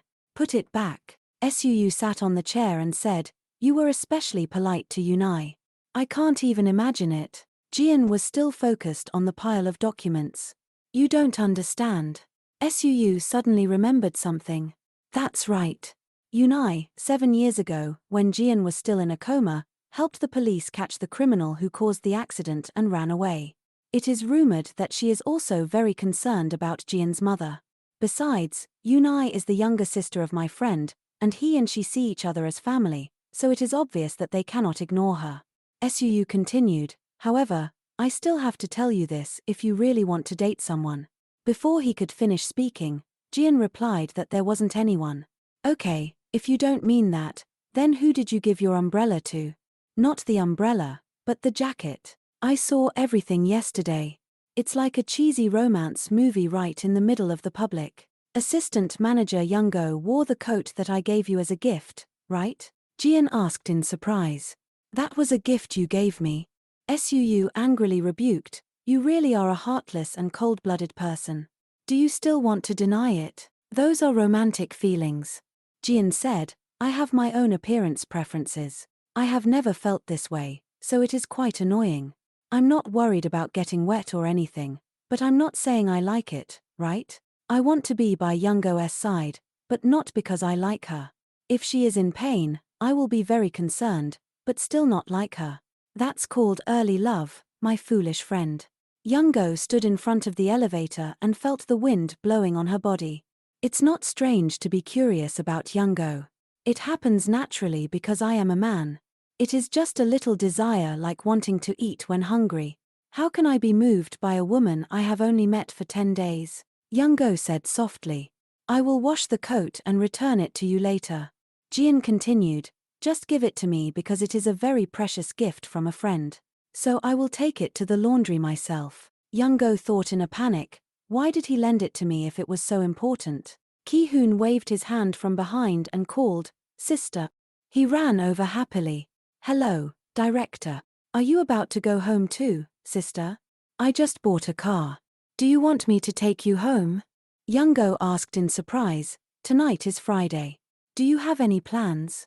My meeting is also near your house. Do you want to come with me? Ki-hoon invited her with a very warm look. Jian immediately turned to him and said, Ki-hoon, there seems to be a phone ringing in the office, but no one is answering. Ki-hoon asked blankly, really? But I didn't hear it clearly. Jian said coldly, but I did, so I have to go to the office to check. Wait for me a moment, sister. After a while, he turned around and said, Assistant manager, you should go first. I have to send some documents urgently. Young-go replied, I know. Good luck. So the two returned to their previous silent state. Jian even put the coat on Young-go at home because it was very important. For my friend, it must be returned on Monday. It can be returned on the weekend, too. Young-go only replied softly, I know. But in her heart, she thought, he doesn't intend to make me go out on Sunday, does he? Evening at Young-go's apartment building, she received a message from Jian. Documents on consumer behavior of customers on the floor, customer care. I am sending you this because I think it is a useful template for preparing the upcoming advertisement. Why send this on Friday night? Does he intend to make me study now? Young-go was playing with Yenna when she read this. Yenna said innocently to her mother, Mom, look, there are only 6 days left until my birthday. All Yenna wants on her birthday is to eat cake with her grandmother and mother. Is that all you want? You look forward to that day so much. Young-go replied, yes, because Mom will be home early. Young-go felt that the child was really warm. Then Yenna went out and said, I want to play, go to. Looking at her child, Young-go wanted to give her more affection. I work so hard for this lovely child, but because I am so focused on work, I don't have enough time to show my love to her. Yenna is really a good child. Mom always feels so sorry for you, my little princess. Every time I see Yenna, I feel like I have more motivation to overcome difficulties, even if I look like this. That's right. Yenna is the only source of strength for me to face the director who sent me the homework message on Friday night. Yenna said seriously, Mom, shouldn't put it here. The cake needs a way to live. Young-go looked at her baby daughter in surprise. This is the good position that Mom must choose so that it won't be eaten like this. Young-go had figured it out. She needed a way out. Retreating does not mean running away because it is the way she can survive. She should retreat with the director who will soon enter the wedding hall. All she needs is Yenna, so just follow that path. The next day dawned bright and clear. Young-go replied to him with a message, I understand. I'll review it carefully. Jian looked extremely displeased. I sent the message on Friday, but she didn't even bother to look at it over the weekend, and now she says I'll review it carefully. In the office, people were bustling around. A message was sent, and it took her 3 days to reply because it's work that I have to do on weekdays, not including weekends. She replies to me like a delivery person. That's right. Work is only processed on workdays. If you want same-day delivery, you have to send it before 3 p.m. on business days. No, it's about getting a response the same day. A loud laugh came from the director's office, startling the employees outside. If you say so. Jian found it interesting. This is also very useful to look at. Jian sent Young-go a piece about the expectations for a new world, the world SOR media desires. Your message has been received. I will handle it. Young-go felt that this director was truly annoying. I don't know how I can see all of her expressions through just a few lines of text. Before, time felt stagnant and sluggish to Jian, but now it seemed to be flowing along. You're quite interesting, Assistant Manager Young-go. So interesting that I want to sit next to you right now at the conference room. At this time, a voice came out. After the dinner party last night, Dawn's advertising team gave us some feedback. They liked all the proposals we made. Therefore, they requested that we combine all 3 drafts together. The comments started to become more heated. Combine them into one? How do we combine them? Are we making something like Beauty Jaggi? This is an army stew made by mixing many American and Korean ingredients. Saying that is like telling us to start all over again. And even if we combine them, 2 would be enough, let alone 3. Sin angrily asked back, Assistant Manager Young-go, do you have anything to say? Young-go calmly replied, what should I say? If you hadn't mentioned all those drafts to the advertising side at that networking event, this wouldn't have happened. Young-go softly replied, I only told them what Team Leader Cup asked me to. That's right. Isn't that great? They made a decision very quickly. So what's the deadline for the script? The first draft is Friday. One draft is enough. If it is the first draft, there will definitely be a next part. We need to pass the first round first. Yunai spoke up. If that's the case, I'd like to suggest that assistant manager Youngo be the final editor for the draft. I've spoken privately with the advertising side, and with the specifics of my job, I won't have much time.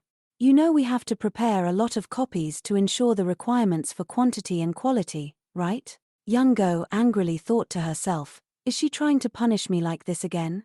Thursday is Yen's birthday, so I definitely have to finish it before then. Well, it's better than being dragged around everywhere. I want to be the one holding the reins. Youngo replied, I understand. Then let's cooperate. Everyone, send your ideas via email. Just share your opinions, and I'll compile them and select from them. That sounds very exciting. Then that's all for today's meeting. Thank you, everyone, for working hard. Yunai added, Assistant Manager Lee, here's my idea. Just take it first so you don't have to do what you said in the meeting. Youngo had to repeat once again, I said to send it by email. When I send you the file, you have to copy it and send it. Anyway, you need to learn to work more systematically. Yunbai seemed annoyed. Kun, I have something I want to ask you. Just for a moment. Our idea team will have a new model on Wednesday. I wanted to ask if you could design for this plan. Are you free tonight? Kun blankly asked back, you mean tonight? Youngo spoke up to help. How about starting next Monday? Kun also has a lot of work to do in the group. Are you busy then? Monday is fine too, Kun said, looking grateful. That's great. I owe you one. Thank you very much. It's nothing. By the way, Kun, you're always being called like this, aren't you? He didn't expect her to know this. Talented idea people were always being held back. At this time, he ran into Jian and greeted him. Director. Jian also asked, hello. Has the meeting ended? It just finished. If you haven't done it yet, he'll still nag about it anyway, so there's no need to rush. Just relax. Jian had just stepped into the office when he heard Youngo's voice. Working on Monday is the least troublesome when the plan draft is almost finished. So it would be better if you forget about it. Just put it aside. Youngo said in a gentle voice. You understand, right? Kun blushed with embarrassment. Assistant manager, I have something I want to tell you. I want to ask assistant manager. Before he could finish, Jian opened the door and walked in, startling both of them. They turned to look. He said in an unpleasant tone, Assistant Manager Youngo, don't you have something to return to me? My coat. Youngo suddenly remembered. Yes, I'll bring it right away. Wait a moment. Youngo awkwardly got the coat to return to the director. Then Jian coldly said to Kun, follow me. Thank you very much, director, Youngo said as she returned the coat. I told you not to wash it. How's your cold? I've recovered. Jian felt more relieved after hearing that. That's good. Kun, I'll meet you in the office in a bit to talk about your work. I think I need to see the draft myself. Okay. When Jian went out, Kun felt lighter. Youngo worriedly asked, is everything okay? Kun shyly replied, of course, there's nothing wrong. The director is indeed very meticulous. I never thought I'd get a full 2 hours of one-on-one guidance. Look at this. When I said I should go back to work because my phone was about to die, the director gave me this. I think he's really kind. Time flew, it was already Wednesday. By the way, assistant manager, you haven't said anything about that. Kun shyly scratched his head. I really like you. Youngo suddenly remembered that statement. She thought it was just liking her as a colleague. She really felt very awkward and hesitated, not knowing how to respond. Are you okay? Sit down first. I just thought it was a joke. Kun seriously said, no one would joke like that. You're really pretty, but I think you don't even know it. That's exactly what makes you even more attractive. You don't know you know it. You definitely know it. You're very pretty. Super pretty. That's right. You're beautiful. Kun only spoke the truth. No, I mean I'm not pretty. Just a little misunderstanding. For me, I really like looking at you, assistant manager. The more I look, the more I find you strangely attractive. So I just keep liking you more and more. Anyway, it's a good thing, isn't it? Assistant manager Youngo worriedly thought, are all young people like this these days? Why can't this stop? Is it because I'm being nice? What should I do with this innocent guy? I can't hurt anyone. But I also can't create distance. So Youngo spoke up. You know, Kun, actually I am already a mother. Upon hearing this, Kun's expression was incredibly shocked. Assistant manager, you're hurting me quite a bit. Do you hate me that much? Youngo politely replied, no way. How could I hate Kun? It's true. Look. Youngo took out a photo of herself with her daughter. This is my daughter. I didn't adopt her. I gave birth to her. My little princess. I don't have a husband, but I have a child. And next Thursday is her birthday. Kun still couldn't believe it. But no one told me. It's just circumstance. Because I'm not married, I also declared myself as single when I joined the company. When I submitted a copy of my resident registration, I only included personal information. So no one knows. You're the first person in the company I've told this to. I dared to tell you because I know Kun is a very good person. I'm very grateful that you're always gentle with me. But my circumstances are like this. I'll continue to live like this and protect her well.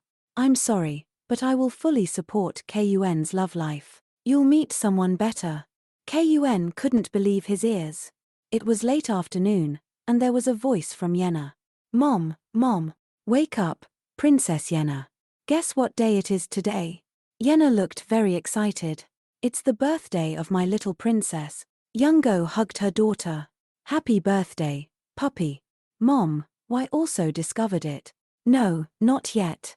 I'll open the presents after the party tonight ends. Not now? Yenna asked, disappointed. Has our princess planned the party clearly? The dishes were already laid out on the table. Everything had been prepared for the little girl's birthday party. Yenna at this time was like a princess stepping out of a comic book. I'll be home early, Yenna said. With that hairstyle, the two of them looked alike. Yenna also didn't forget to tell her mom. You have to come home early today. Of course. Kun in the office saw Youngo working incredibly enthusiastically today. Yenna also wanted to pinky swear with her mom. I'll miss you, okay? I promise. The pinky swear was a promise to each other. At this time, in another house, there was a voice. Mom, the tie. Mom. Doing wondered. What's this? You want to button up all the buttons to tie the tie? The boy innocently replied. Because today is Yenna's birthday. But my little one, do you really think Yenna wants a ring? Doing didn't hesitate to say. Because that ring is very pretty. That's fine too. Anyway, it's a gift from the heart. Mom, Doing added, are you only planning to give her a ring? Not at all. There's also a letter. The boy gave his mom a small letter. Mom Doing opened it and saw the handwritten lines of her son. Yenna, your eyes are like a garden of jewels. Please marry me later. A ring and a letter, is there anything else? Doing excitedly replied. There are also 3 magic tricks, 3 lines of poetry to Yenna, the puppy dance, and flowers from toilet paper. Mom Doing still couldn't understand what the 3 lines of poetry were. This is Yenna. Yenna is very pretty. Please marry me. The boy read the lines of poetry he composed himself. Son, just do the magic coin and paper flowers. So what about the 3-line poem? Well, the poem and paper flowers are okay, but I want to do more. Mom Doing spoke up to explain to him. You shouldn't show off too many of your skills at once. We'll do it little by little. Let's do what you're best at first. So let's save the rest for Yenna's birthday next year. That means I still have to prepare more than 14 more. His mom didn't understand. Why 14? Doing spoke up. Because I still have to perform for the next 14 years. Of course, because I'll have to get married at 20. Doing excitedly said. But Doing, aren't you planning to perform after getting married? Doing happily said.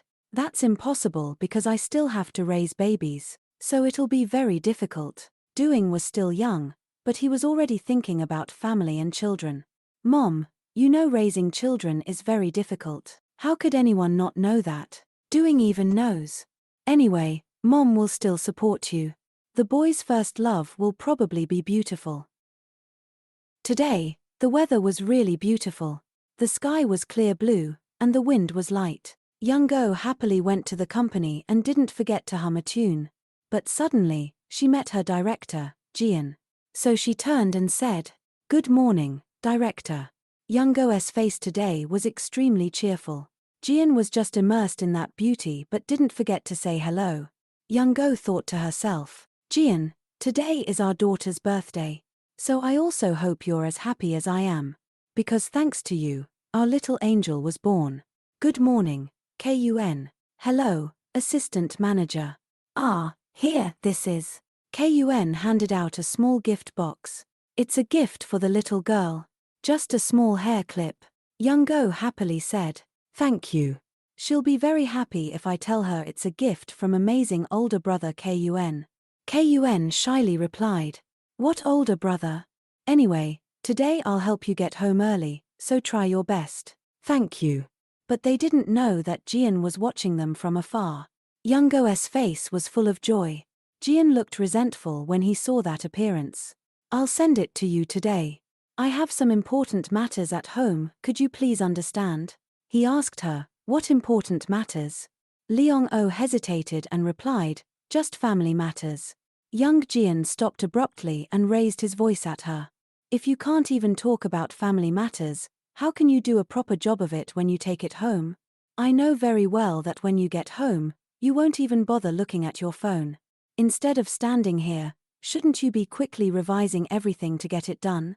Leong-o grabbed his sleeve and begged him, "Director, can you let me go for about 2 hours? I'll definitely be back in 2 hours, please." Young Jian snatched his hand back. "You're asking me to wait 2 hours because of a family matter you can't even explain clearly? You have to take responsibility for what you've caused.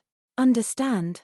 I'm telling you clearly that because you are in charge of this part, if you can't do it, call team leader on Chan up and work with them." After saying that, he turned and walked away. Leong-o teared up. "No way. Is there no one who can help me?" Returning to her office, she asked Yunai for help. "I'm so sorry, but could you please complete this project draft for me? I have something important to do today. Please help me. Please, just this once. I'll do anything you want." Manager Chorn B looked visibly displeased. "What? I can't believe you. You're the one who made the mistake, and now you're asking me to fix it. So demanding." At this moment, Leong-o realized how foolish she'd been to ask Chorny. There was no way she would agree to such a request. On the other end of Kian's phone, someone said, "I think the problem will be solved soon if the team leader returns earlier." Kian politely replied, "Yes, thank you." Seeing Leong-o return, he exclaimed, "Senior." Leong-o interrupted, "Kian, you must have heard everything in the meeting room, right?" Kian continued, "Yes, unfortunately our team leader is away on a business trip. Senior, I'm sorry. I can't help you. I wish I were a creative person too." Leong-o lowered her head. "It's okay. Thank you for caring." She took out her phone and texted her mother. "Mom, something came up. I'll be home in a few hours. Please play with Yenna for me. I'm sorry." Suddenly, young Jian came to find her outside the door. "Assistant manager Leong-o, bring your work and laptop to the conference room. We'll work on it together." Hearing this, Manager Chorn Bai was surprised. What does that mean?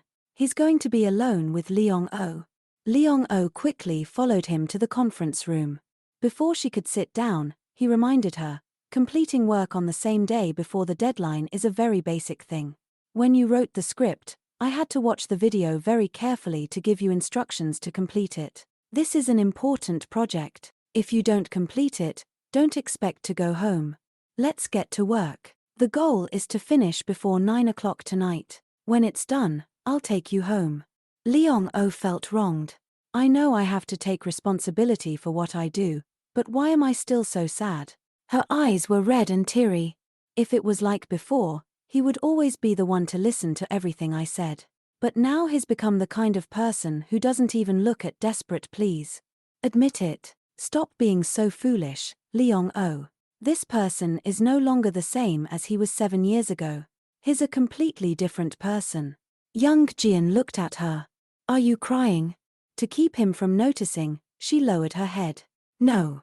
Knowing it was a lie, he continued, an employee is crying because they have to work overtime? She still insisted, I'm not crying. Leong-oh quietly worked. Young Jian occasionally glanced at her. She still looks calm, even when she made a serious mistake. And now she's crying because she can't go home. The only reason must be family matters. She wanted to leave for 2 or 3 hours. How could I let her go like that? Outside the conference room, Manager Yunai was angry when she saw young Jian looking at Leong-oh. This is ridiculous. How could a person's eyes become like that? How could Jian make that kind of expression? He's never looked at me like that. So why is he doing that to her? Seeing that it was late, he said to Leong-oh, all right. Thank you for working hard. Pack up and go downstairs. I'll take you home. He waited for her at the elevator, but she didn't come. Why hasn't she come yet? Afraid something had happened to her, he called her. Hello. Where are you? You said you had something urgent to do. I'm already outside. I'm standing in front of the elevator. How dare you say you're already outside?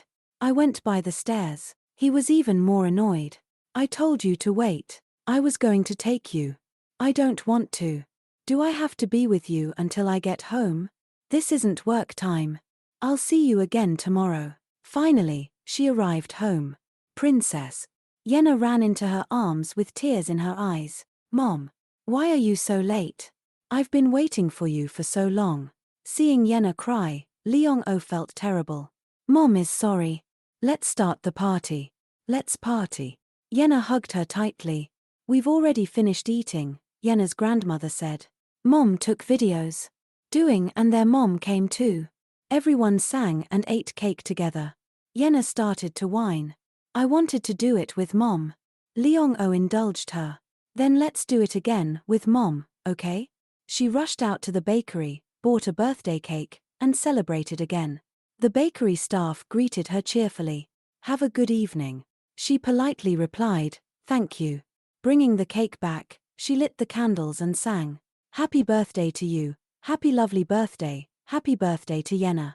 Let's hold hands and celebrate. Is my daughter happy today? Yenna said excitedly, yes, super happy. I received a lot of presents. Doing even did magic and danced. I wish every day was my birthday.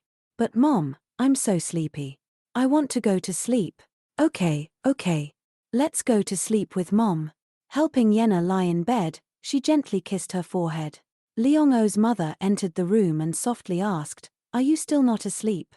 I always do this. She's very pretty, isn't she? Of course. This child is your everything. Her mother looked at her. I don't know how hard you work to get home early, but my daughter, I'm sure you're very beautiful too. You're the most wonderful thing I've ever created. The daughter I was willing to give birth to is more precious than my life. I love you as much as you love your child. Before leaving, she added, if it's too difficult, take a break, okay? Do you think I can't take care of you? It's not just me, there's Yenna too. Once Leong-oh had made up her mind, she only hoped that the world would be gentle and protect her so she wouldn't have to suffer pain and hurt. At young Jian's house, he threw her book on the table. He got a drink from the fridge, took the can of water to the table, and sat down. Opening the book, he saw a bright blue line of writing on the first page. Hey rainbow weirdo, I think that's enough. He chuckled. She's really interesting. I want to keep her by my side forever. He kept looking at the line and smiled to himself. Then suddenly, his smile faded when he saw something. He put the book down, went into the room, and took off his shirt. He turned on the shower to the strongest setting. While showering, he remembered the line from the book. The person who forgot me will cry when they remember what they forgot. His mood had never been so chaotic. It seemed that what he was about to say was difficult for him. He clenched his hands tightly, looking towards Leong-oh. His mouth mumbled, not daring to say the words. It took a long time for him to say what he wanted in his heart. I'm sorry for teasing you, assistant manager Leong-o. Leong-o felt very strange. Why did he suddenly agree to apologize? And for making you stay overtime? Leong-o frowned and asked, what will you do next time? Young Jian replied, I will do what you want. What I want? You know what I want. I just want. Leong-o hadn't finished speaking when Kian and Go Yunju opened the door and called out, assistant manager Lee. She was startled. Are you guys waiting for me? Kian said shyly. I was just too worried. Go Yunju saw the box in Leong's hand and asked, what are you holding? Just cookies and some snacks. This is the director's apology for making me stay overtime last Thursday. Go Yunju continued to ask, he gave you cookies for making you stay overtime? Leong-o flustered, explained. Actually, he was going to throw it away. Go Yunju whispered in Leong-o's ear. Could it be poisoned? He gave you something he was going to throw away. Director Young is really a hateful guy. I couldn't stand him from the beginning. Leong-o smiled secretly. Young Jian, you have to protect your reputation more. After work, Leong-o brought the box of cookies home for her daughter to eat. Yenna asked her mom, is this Yenna's present? She gave a loving smile. That's right. Yenna obediently asked her mother for permission. Then can I eat it now? She immediately said, of course. It's from your dad. Leong-o instructed her daughter. Yenna, you can only eat one, okay? Yenna whined for more too. She rarely saw her daughter so happy, so she indulged her. Okay, two. Then Yenna tried a bite of the cookie and praised it happily. It's so delicious. Seeing her daughter happy while eating the cookie, Leong-o thought, my child is eating something her father gave her. Yenna was curious. Who gave it to you, Mom? Leong-o smiled. It's the director of the company. When Yenna knew that the director only gave the box of cookies to her mom, she said innocently, then the director likes Mom, right? Leong explained to her daughter. No, it's because Mom has been working too much. Yenna interrupted. But I still hope he likes Mom. Leong-o asked her daughter in surprise. Why? Yenna bit into the cookie and replied. That way, Mom will have more cookies. Mom still buys cookies for you. Is this more delicious than what Mom buys? Leong-o's face changed completely when Yenna asked, Mom, who do I look like? In fact, Yenna looked very much like young Jian, but Leong-o couldn't tell her daughter, so she had to lie. Are you still asking? Of course you look like Mom. Yenna touched her mother's forehead. But Mom draws very well, and Mom doesn't have a birthmark here. Leong-o immediately said. It's because Yenna is still a baby. You will draw better when you are 7 years old, and the birthmark will disappear when you grow up. Yenna turned away. Mom can't even play Go. Leong-o said loudly. Mom can play if Mom is willing to learn. Seeing that her mom was angry, Yenna left the cookie and ran to tell her grandmother. Grandma. Mom is scolding Yenna. The grandmother patted Yenna's head. That's because Mom is sad that she's not as good as Yenna. Yenna smiled. Really? Mom doesn't know how to play Go. Leong-o looked at her daughter shyly. After playing around for a while, Leong-o took her daughter to the bedroom. The next day at the office, Leong-o told Kian that her laptop had a virus because someone installed it. I'm not sure. I heard people say that the planning team is also having problems, so it's probably been common these days. Kian continued. Ah, so it was an accident. It could be, but the file I uploaded to the shared folder was definitely deleted by someone. Kian exclaimed. Oh my gosh. Then that person is definitely the culprit. I knew it. Leong-o propped her chin up and sighed. That's right. Luckily, what happened wasn't my fault. Kian asked her. So they haven't found the culprit yet? Not yet. Because I did it on the company's public computer in the printing room. Too bad. Suddenly, an idea came to Kian's mind. Senior, I have a way to catch the culprit. Joe Siney heard and trembled in fear, while Leong-o was eager. How? Have you ever heard of a fingerprint logging mouse? I heard that the computer in the printing room is always broken, so they switched to a fingerprint logging mouse. The part where we put our thumb on to enter information into the computer will be recorded. So we can find out who broke the computer. Leong-o was surprised. Really? Let me check. Yes, please check it. Because of security, the information is not made public but is only encrypted and stored in the computer. Anyway, no one wants the information in the computer to be deleted. That's right. If the computer itself has a virus, then we can catch the culprit. I need to check right away. But I'm not sure if the company management will cooperate because of this sensitive issue. Kian offered. If it's too difficult, I'll go with you. My friend is also in the information management department. Leong-o happily said. Oh, thank you so much, Kian. Then let's go tomorrow morning, okay? Jo Siney was restless, fearing that her wrongdoing would be exposed, so she decided to go out and think of a way. On this side of the desks, Leong-o praised Kian. Well done. That evening, seeing that no one was in the office anymore, Jo Siney tiptoed into the printing room, thinking as she walked, fingerprint information is stored on the computer. I don't have time to find and delete each one individually. If I fix it in time, no one will know I'm the culprit. I'll be forgotten along with the laptop I broke. The USB was made by a casual acquaintance. Just plug it into the USB port and it will automatically spread a virus to the PC. I can erase all my traces with this. Jo Siney, holding the mouse, moved it back and forth, muttering, "Faster, faster."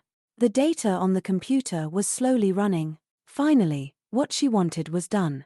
But right at that moment, misfortune struck. Leong-o, standing right behind her, spoke. "What's going on here?"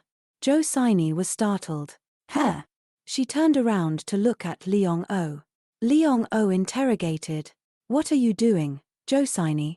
"This is the virus in my laptop, why is it appearing in this newly purchased computer?" Jo Siney, frightened, hurriedly explained.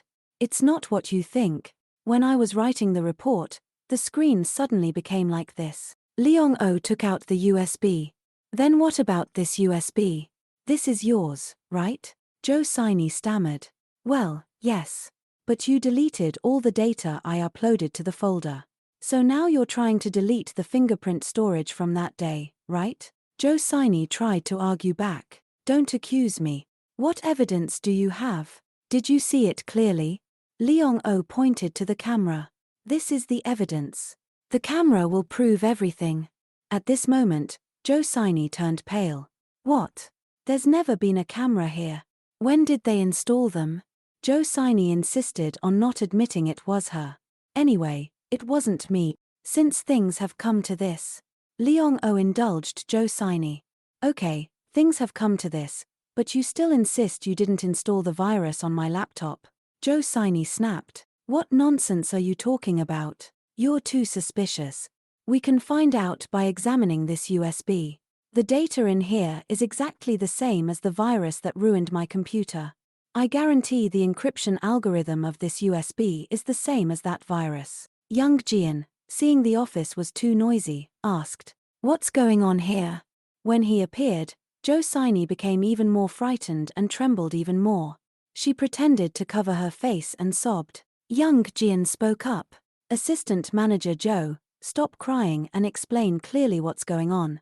Why is this PC like this?" He turned to ask Leong-o. "Do you have something to do with this USB?" Leong-o immediately said, "I think this USB is the cause of the virus. And it belongs to Assistant Jo." Young Jian continued, "Let Jo explain. This won't do. We'll talk about this tomorrow. Assistant Manager Jo, your work ends here today. Go pack up and go home quickly. I'll keep this USB for research. It's late too. If you have nothing else to do, you can go home." When she heard Manager Chuni call Assistant Manager Jo, Jo-s cried louder. Manager Chuanai took Jo's hand. "I'm very sorry about this. If this is just a baseless accusation, I'll resolve it immediately. If you want me to do anything, please tell me clearly. However, because of you, Jian is working overtime alone with Leong-o. Do you know that?" Chai Yunai finished speaking, turned and took Jo's arm. "Let's go. Assistant Jo, we still have things to do." The next day, early in the morning, the accurate information was tracked down. The IT department checked and confirmed that the code of the virus in Assistant Leong-O's laptop and the USB of Assistant Jo Siney matched 100%. Young Jian invited Jo S in and said, "Everything is clear. Like this, the company can't do otherwise. Are you a spy from a company, or do you just have a personal grudge against Assistant Manager Leong-O? We can't ignore this and entrust you with important tasks anymore. Assistant Manager Jo will stop doing the tasks currently assigned to her until everything is fully processed. It would be better to transfer you to the reading room at headquarters." Also on that day, everyone received an email with the content. Announcement from Max Planning, announcement of personnel transfer. We respectfully announce that there will be employees transferred as designated. Jo Siney, position, Planning and Production Department 1, Group 1 change of position, Reading Room Manager at headquarters. After reading the email, everyone was surprised. Assistant Manager Jo? That was fast. Transferred to another department in just one day? Kian, seeing that it was almost time for the meeting, reminded Leong-O. "Assistant Manager, let's go to the meeting." While walking to the meeting room, Leong-O said, "Thank you to Kian. Thank you so much. Thanks to your help, we were able to succeed so smoothly." Kian turned to say, "If you want to thank me, I have a few small requests." Leong-O replied, "Okay, tell me. What is it? Can I call you without adding the title after your name?" Seeing Leong-O laugh, Kian continued, "Of course, I'll only call you that when it's just the two of us. Is that okay?" Leong-O agreed. "Okay. Let's talk comfortably like friends. You too. How would I dare? Especially with you. I told you before, I will always respect you." Seeing Leong-O and Kian talking happily to each other, young Jian felt uncomfortable in his heart. I was the one who helped. Why is she only thanking Kian? The colleague who was left behind spoke to Jian. "You see it clearly now, right? You almost got into a huge problem. I told you she used to steal my things. That's the kind of person she is. Now quickly fire her." Jian didn't want to hear the story anymore. He was displeased and asked her to leave. She was unconsciously surprised. He demanded, "Don't ever interfere in my affairs again." At a Go club, a little girl, Yenna, happily showed off. "I'm very good at playing Go." But her grandmother and mother weren't. The little girl wondered, "Then why am I so good at this game? Maybe it's because Dad is also good." Dolin, her friend, always proudly talked about his father, always listened to his father's words. The little girl looked at her friend Dolin always talking about his father. "Is it so great to have a father? I like being with Mom." Yenna was very curious about Dolin. "What do you like about having a father?" The boy blanked out. "Heh. Dad. There's nothing good about it." The girl asked further, "Nothing at all?" Dolin just remembered. "Ah. I know now. Mom said Dad goes to make money so our whole family can live and eat." Yenna was curious. "Anything more?" Dolin innocently recounted when his father and he bathed together. "That's the happiest time," the boy said. "Because I'm a boy, of course I have to shower with a man, my dad. Then I don't need a dad, because I'm a girl, right?" Yenna asked naively. Dolin just came up with something. He immediately showed off. "There's one more thing." "What is it?" Dolin recounted that his father hugs him when he's sick and has to go to the hospital. Yenna was also very curious. "Dad hugs you?" "That's right. When I go with Mom, Mom can only hold my hand.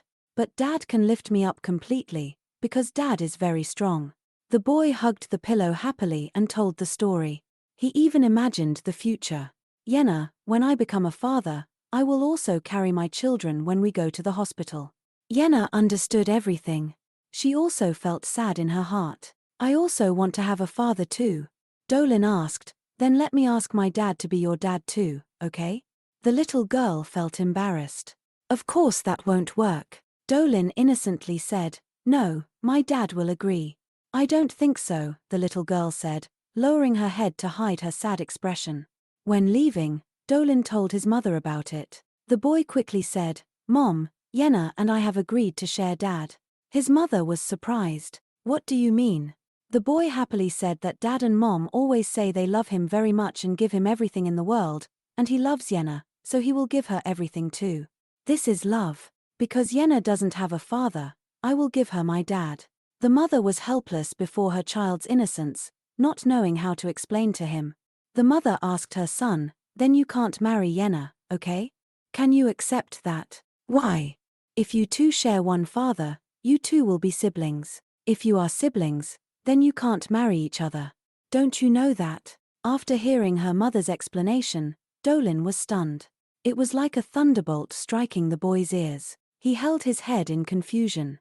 Then what should I do? I already promised Yenna. I haven't even asked to marry Yenna yet. His mother could only stand and laugh at her child's naive way of speaking. The goal was not achieved, because Yenna cried on her birthday. Yenna also just got home. The little girl called out chirpily, "Mom, I'm home." Grandma asked her daughter, "Youngo? Oh my, why are you home so early today? Have you eaten?" She said she hadn't yet. "I'm too hungry, Mom." Little Yenna's eyes lit up and asked her mother, "Mom, what is this?" Mom bought ice cream for little Yenna. "Have you eaten rice yet?" Little Yenna was clever. "Yes, then can I eat it, right?" Grandma set the table for Young-O to eat. Young-O tried to eat. Her expression at this moment was uncomfortable, feeling stuffy and unhappy. Her mother worriedly asked, "Is something bad happening?" "How did I know?" Her mother gently said, "The mother hen who raised me knows, you know." Young-O recounted the story to her mother. "When I was in high school, there was a friend I hated very much.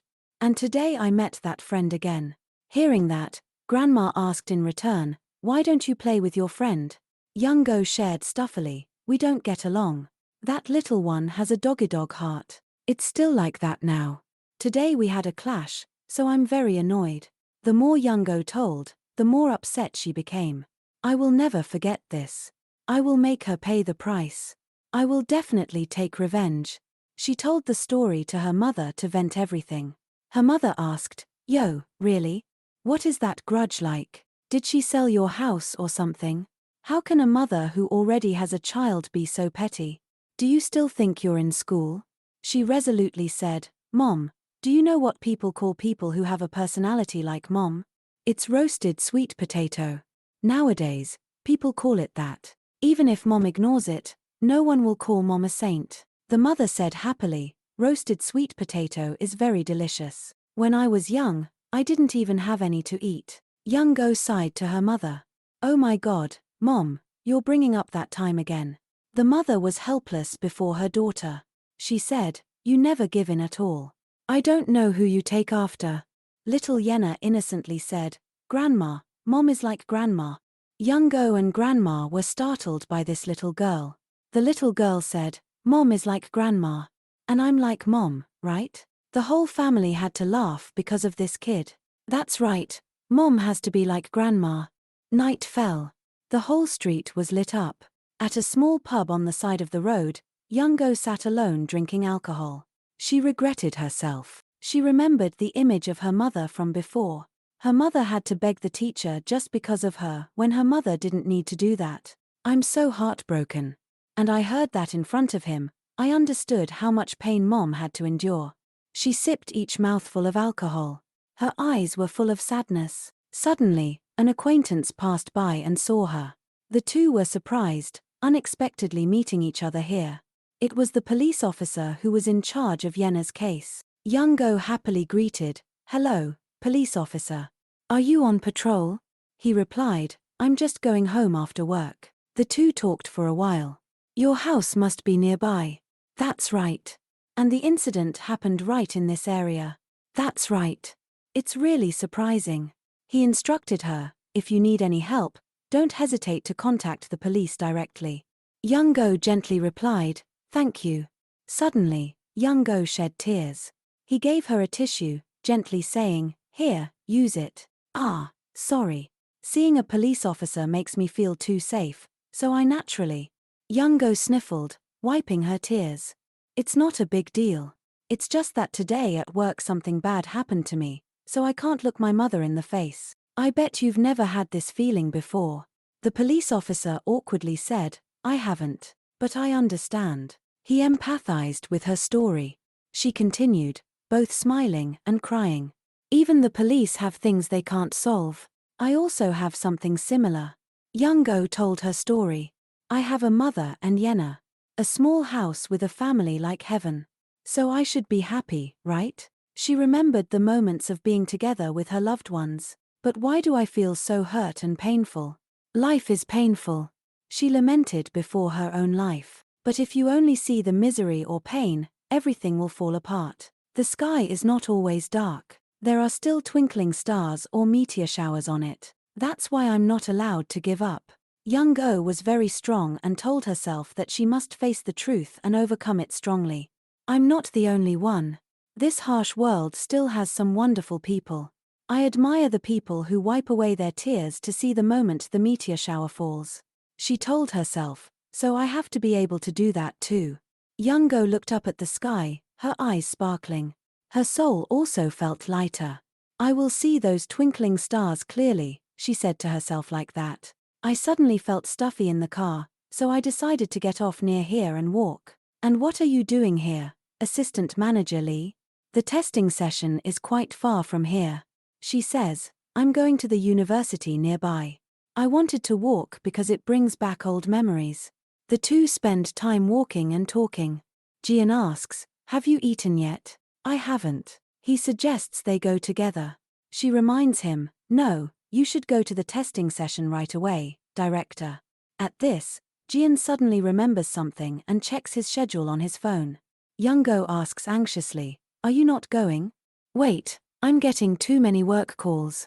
If you're that busy, maybe I should go. Jian disagrees. Suddenly, Liolo gets a phone call. She answers, this is Lee. Her team leader asks, Assistant Lee, haven't you arrived at the testing session yet? We're late, so you don't need to come right away. Youngo is surprised and asks, why?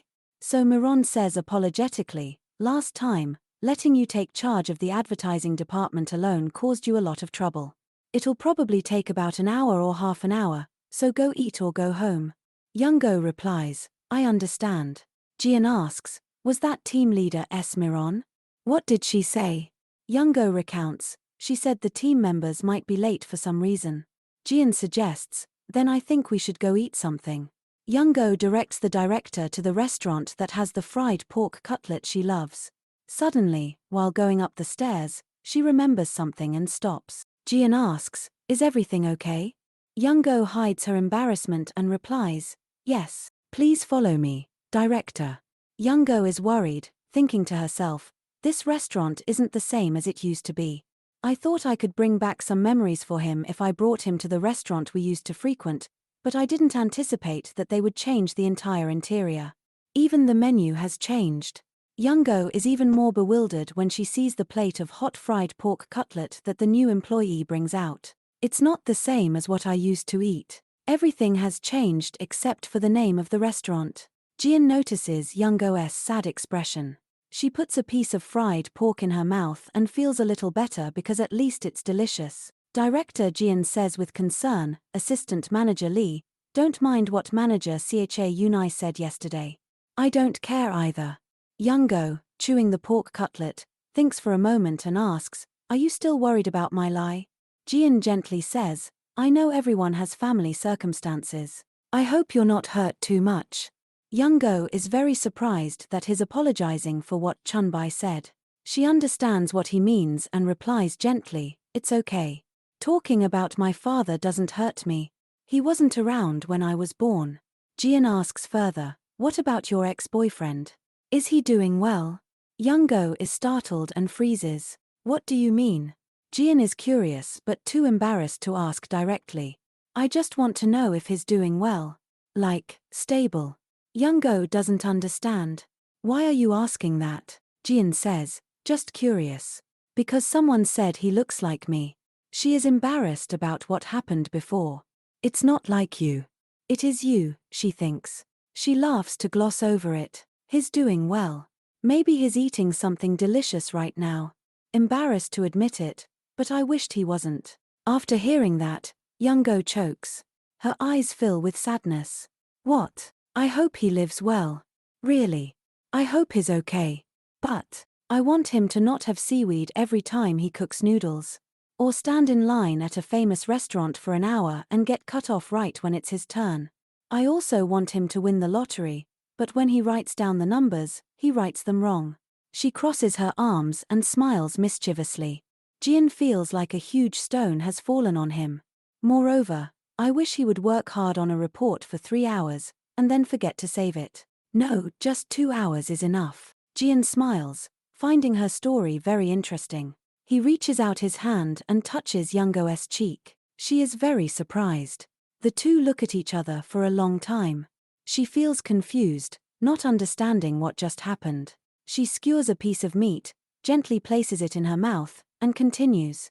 I've told my story. Now it's your turn. Youngo asks him more deeply, you had an accident, didn't you? A few years ago. Jian admits that information. Exactly 7 years ago. It must have hurt a lot. I'm okay now. She asks curiously, you lost your memory, right? Jian stops skewering the meat and puts the plate down. He props his chin up.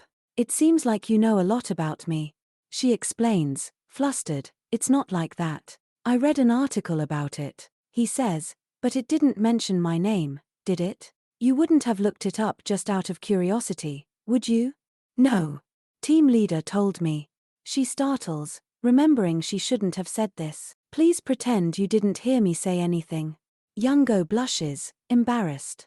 But he keeps smiling, making her even more uncomfortable. He sighs and shares, I lost about 3 years of memory. From when I was 24 to 26. People also say my personality changed a bit. But those memories aren't important, except for the event I went to military service. Worried, Youngo says gently, you don't know. How can you say those memories aren't important when you don't even know exactly what you've forgotten? Jian is silent, not knowing how to answer her. Have you ever tried to remember? What if you borrowed money from someone? He just says, if that's the case, they'll come find me first. Youngo asks further, what if you lent someone a lot of money? If that's the case, then I can't do anything about it. She doesn't know how to advise him. She's helpless. He doesn't have any intention of getting his memories back. Jian sighs and asks her, can we go now? Yes, she has finished her meal. While going down the stairs, she says to herself, I wonder if the people around him are trying to help him get his memories back, or maybe they're even preventing him from remembering. But anyway, I need to find out more about his mother. There must be a story there. She tells herself, I have to try my best, no matter what happens. Outside the door, she suddenly sees the plum tree.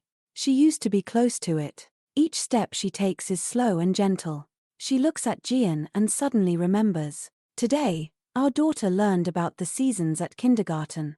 She remembers Jenna pointing at a leaf and showing her, Mom, it's autumn. Yellow leaves fall in autumn. The little girl was very excited. A fallen leaf representing autumn. Youngo reflects, but unfortunately, we can't share that wonderful moment with each other.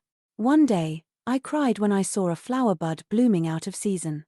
She looks up at the tree and reflects, that winter seemed endless, but it disappeared with just a fallen leaf, picked up by our little daughter. Will there be a day when I can tell you everything? She asks herself this. Young Jian, you need to remember our story yourself. I can't help you anymore. But when you get closer to that region of memories, you will meet me halfway. So I hope you will try your best. I hope you don't get discouraged and give up.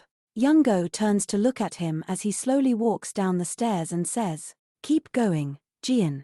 Before leaving, she sincerely thanks him. Thank you for inviting me, director. Oh, thank you too. Youngo has to go now. I'll go to the testing session. Before leaving, she also says, oh, director. I hope you'll find your memory soon. She smiles brightly. I'm sure they're not useless. Maybe they'll be one of the most precious memories, but stuck in a place that no one can reach, like a time capsule. Youngo has great faith in him. Everything inside them is precious. Jian stands stunned, moved by her words. Youngo's phone suddenly rings on the way. Youngo directs Jian, then suddenly, she slips. She falls into his arms, and they exchange passionate glances. Even after 7 years, There's something very predictable in this gaze. This is his explosive gaze of emotion. Jian can't control his soaring emotions at that moment and kisses her lips. Young-go is very surprised.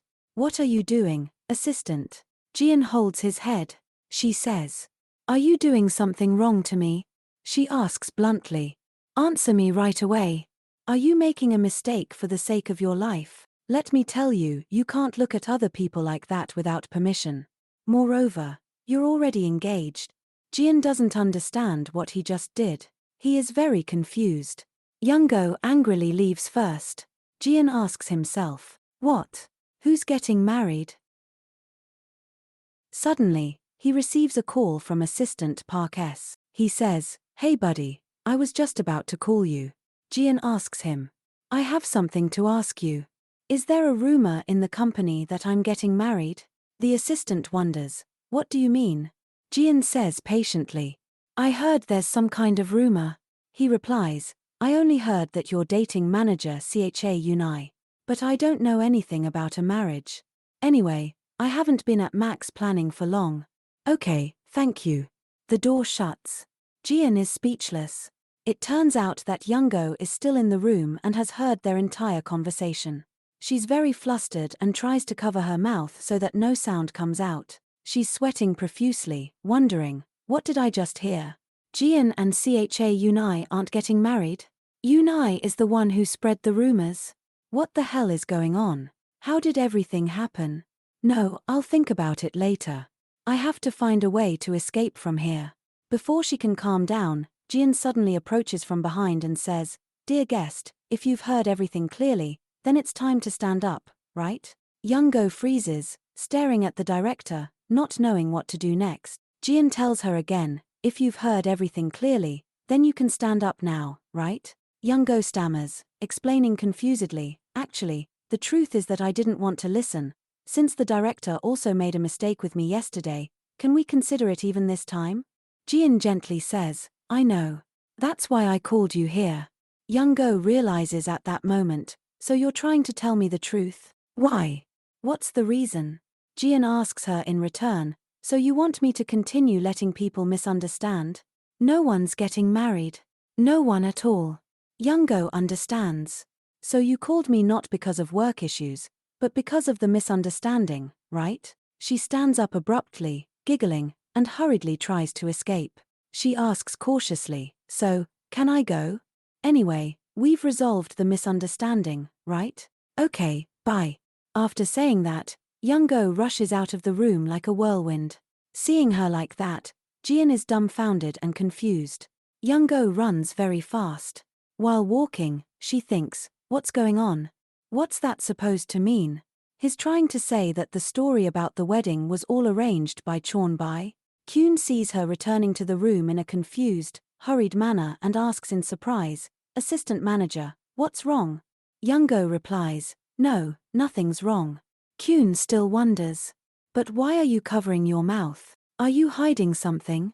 You're eating without me?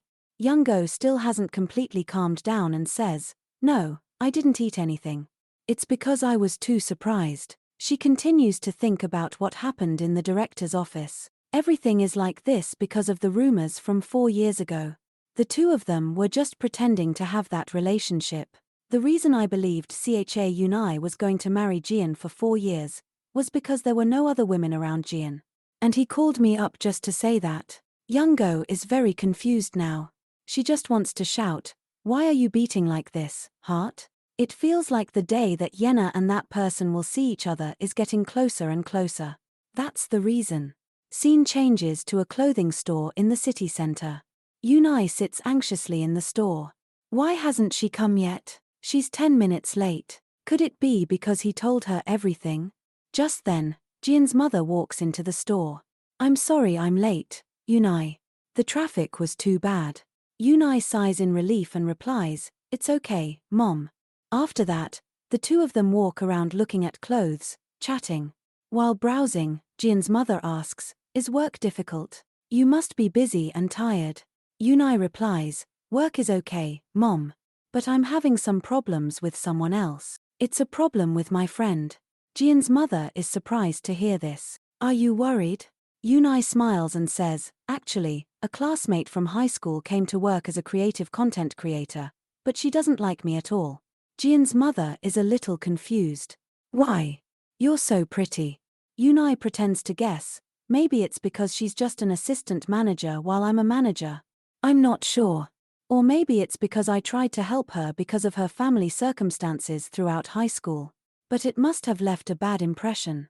Jian's mother is completely fascinated by her. She feels sorry for her and advises her. It seems like she would have been grateful back then but now feels inferior. It's because you're a manager and your friend is just an assistant. I'm sure that's jealousy of your position. And also, your friend comes from a fatherless family. No matter how much she tries to hide it, I can still tell that a person doesn't have enough love. It's because there are no adults around to point out her mistakes, which leads to a bad lifestyle. That's right. I've also reminded our Jian from a very young age to be wary of children who don't have both parents. And it seems like Yunai here understands me very well. Yunai is happy to hear that and giggles. Really, in fact, she has been planning this all along.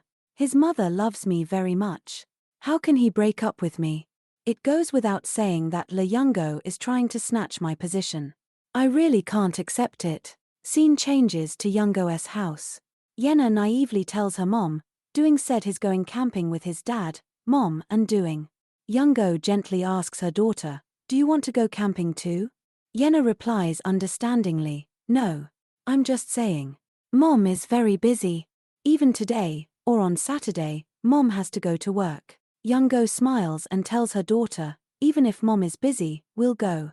It's very hot this summer, so let's go to the waterfall. We can invite grandma too. Yenna is very happy. Really? Youngo promises her daughter, of course. Yenna is eager to ask her mom, can I tell Doing? Can I borrow your phone? After that, the little girl immediately calls her best friend, Park Doing. The two children excitedly tell each other stories.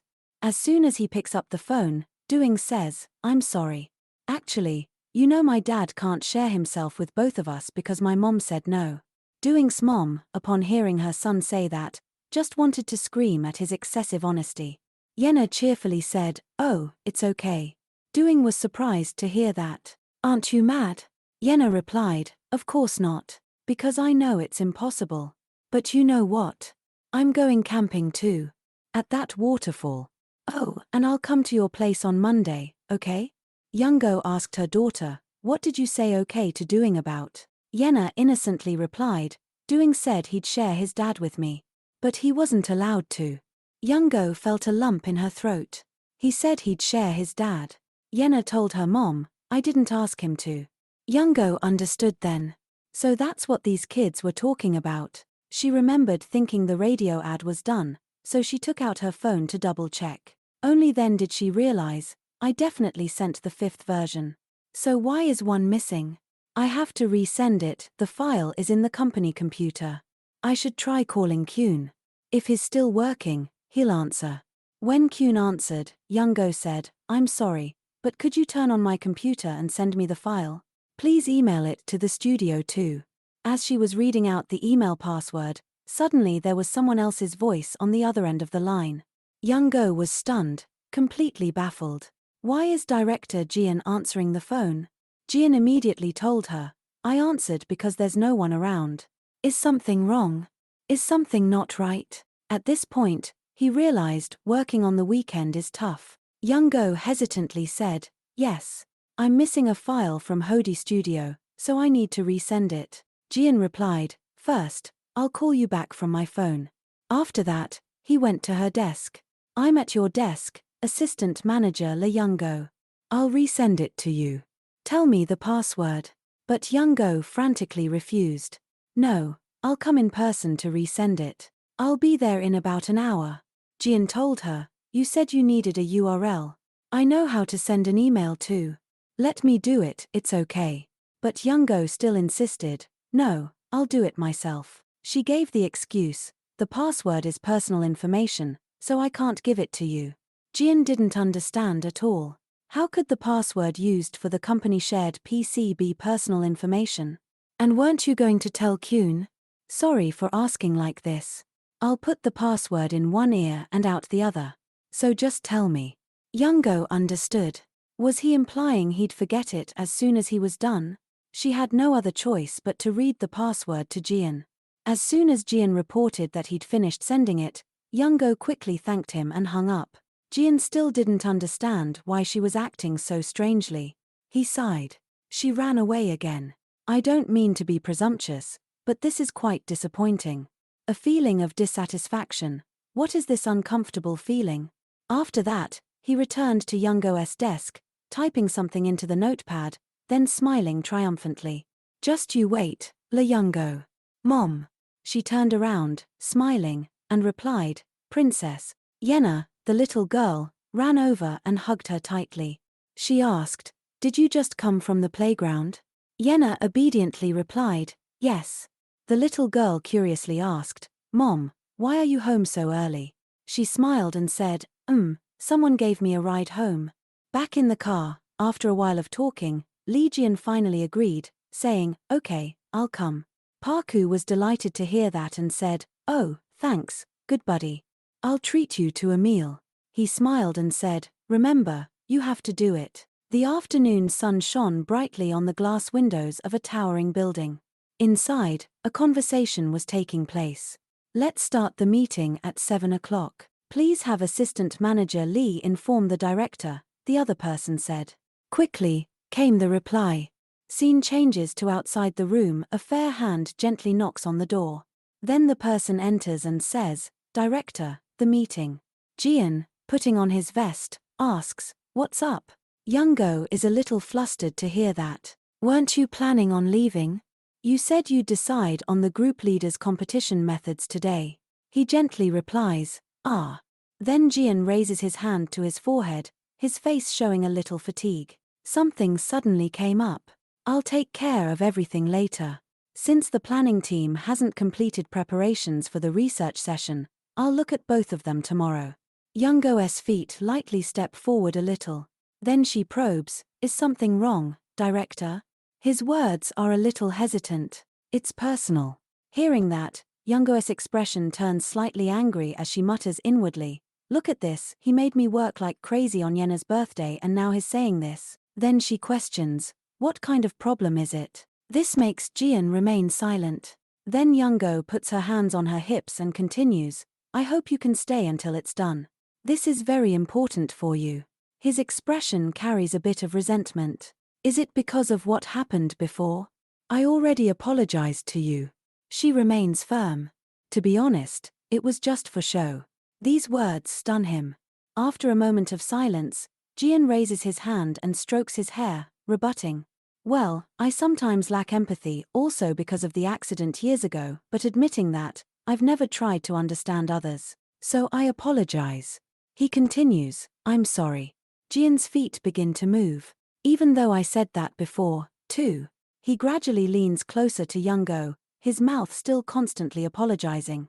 I'm sorry. From her perspective, Jian's face is magnified to the maximum. I'm sorry. The two faces are very close to each other. He continues to speak, making her embarrassed. Sorry, my friend. His volume gradually decreases. Let's skip it and meet again tomorrow, okay? Then Jian turns and leaves, causing Youngo to feel a little let down and scold inwardly, Young Jian, you deceitful guy. In another room, the door is being opened along with a question, Where's the director? Youngo enters and replies, He said he has things to do today, so we'll move the meeting to tomorrow. Upon hearing that, she shows a delighted smile. Tomorrow? Great. The planning team just sent the research results and found we missed some parts. Let's fix them tomorrow morning.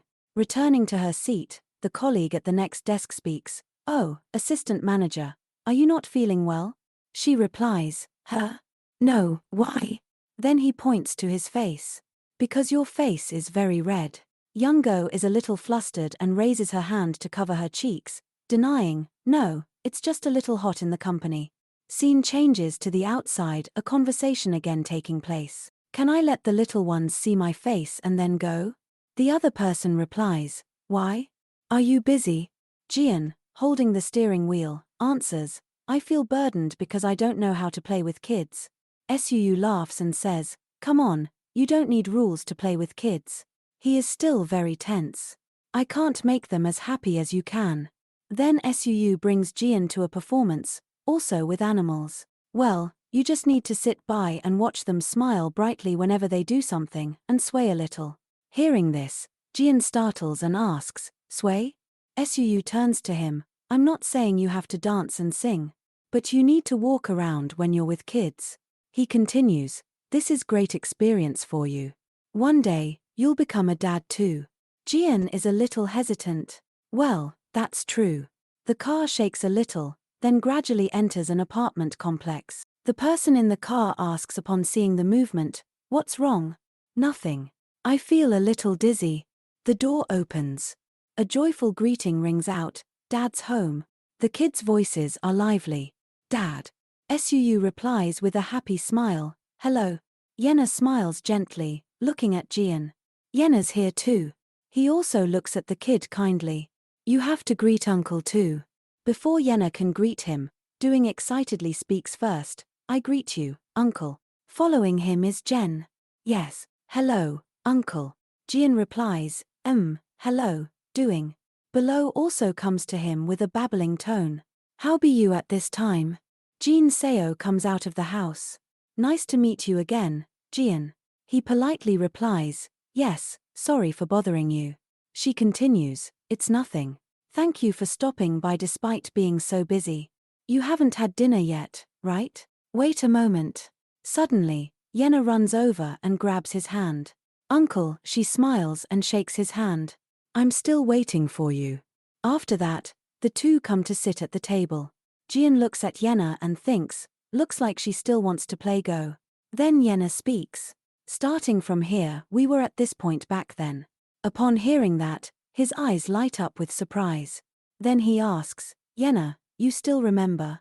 She quickly replies, yes. Image shifts to the box containing the Go stones, along with Jian's thoughts. The Go board is from 3 weeks ago. I can't even remember anything. Suddenly, Doing appears and speaks, Yen, did you win or lose? She indifferently replies, I don't know yet. Then the boy turns his head to Jian. Well, what if this uncle loses?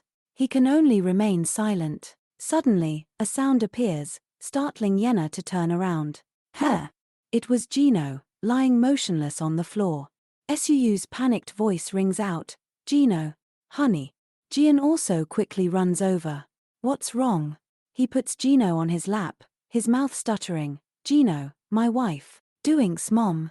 The children's voices ring out throughout the house. Mom. Mom. He grabs his phone. Let me call an ambulance. The children's voices gradually turn into crying. Mom. Mom. Suu supports Gino on his shoulder and turns to say to Jian. No, Jian, it'll be faster if I go myself. Then he steps out the door and continues. Jian, really sorry, but could you look after the little ones for a bit? Don't worry, it'll be quick. The kids, seeing that, shout, I want to go too. Mom. The two gradually go away, the little ones shouting even louder. Mom. Dad. Mom. Then the door closes tightly. The scene is now extremely chaotic. Doing stands below, pulling on Jian's shirt and asks, what's wrong with my mom? Is she going to die? Jian has to soothe Doing on his shoulder while reassuring him, no, it'll be okay. Doing is still scared and stubbornly asks again, what if mom dies? Jian calmly replies, Mom will be fine. Don't worry.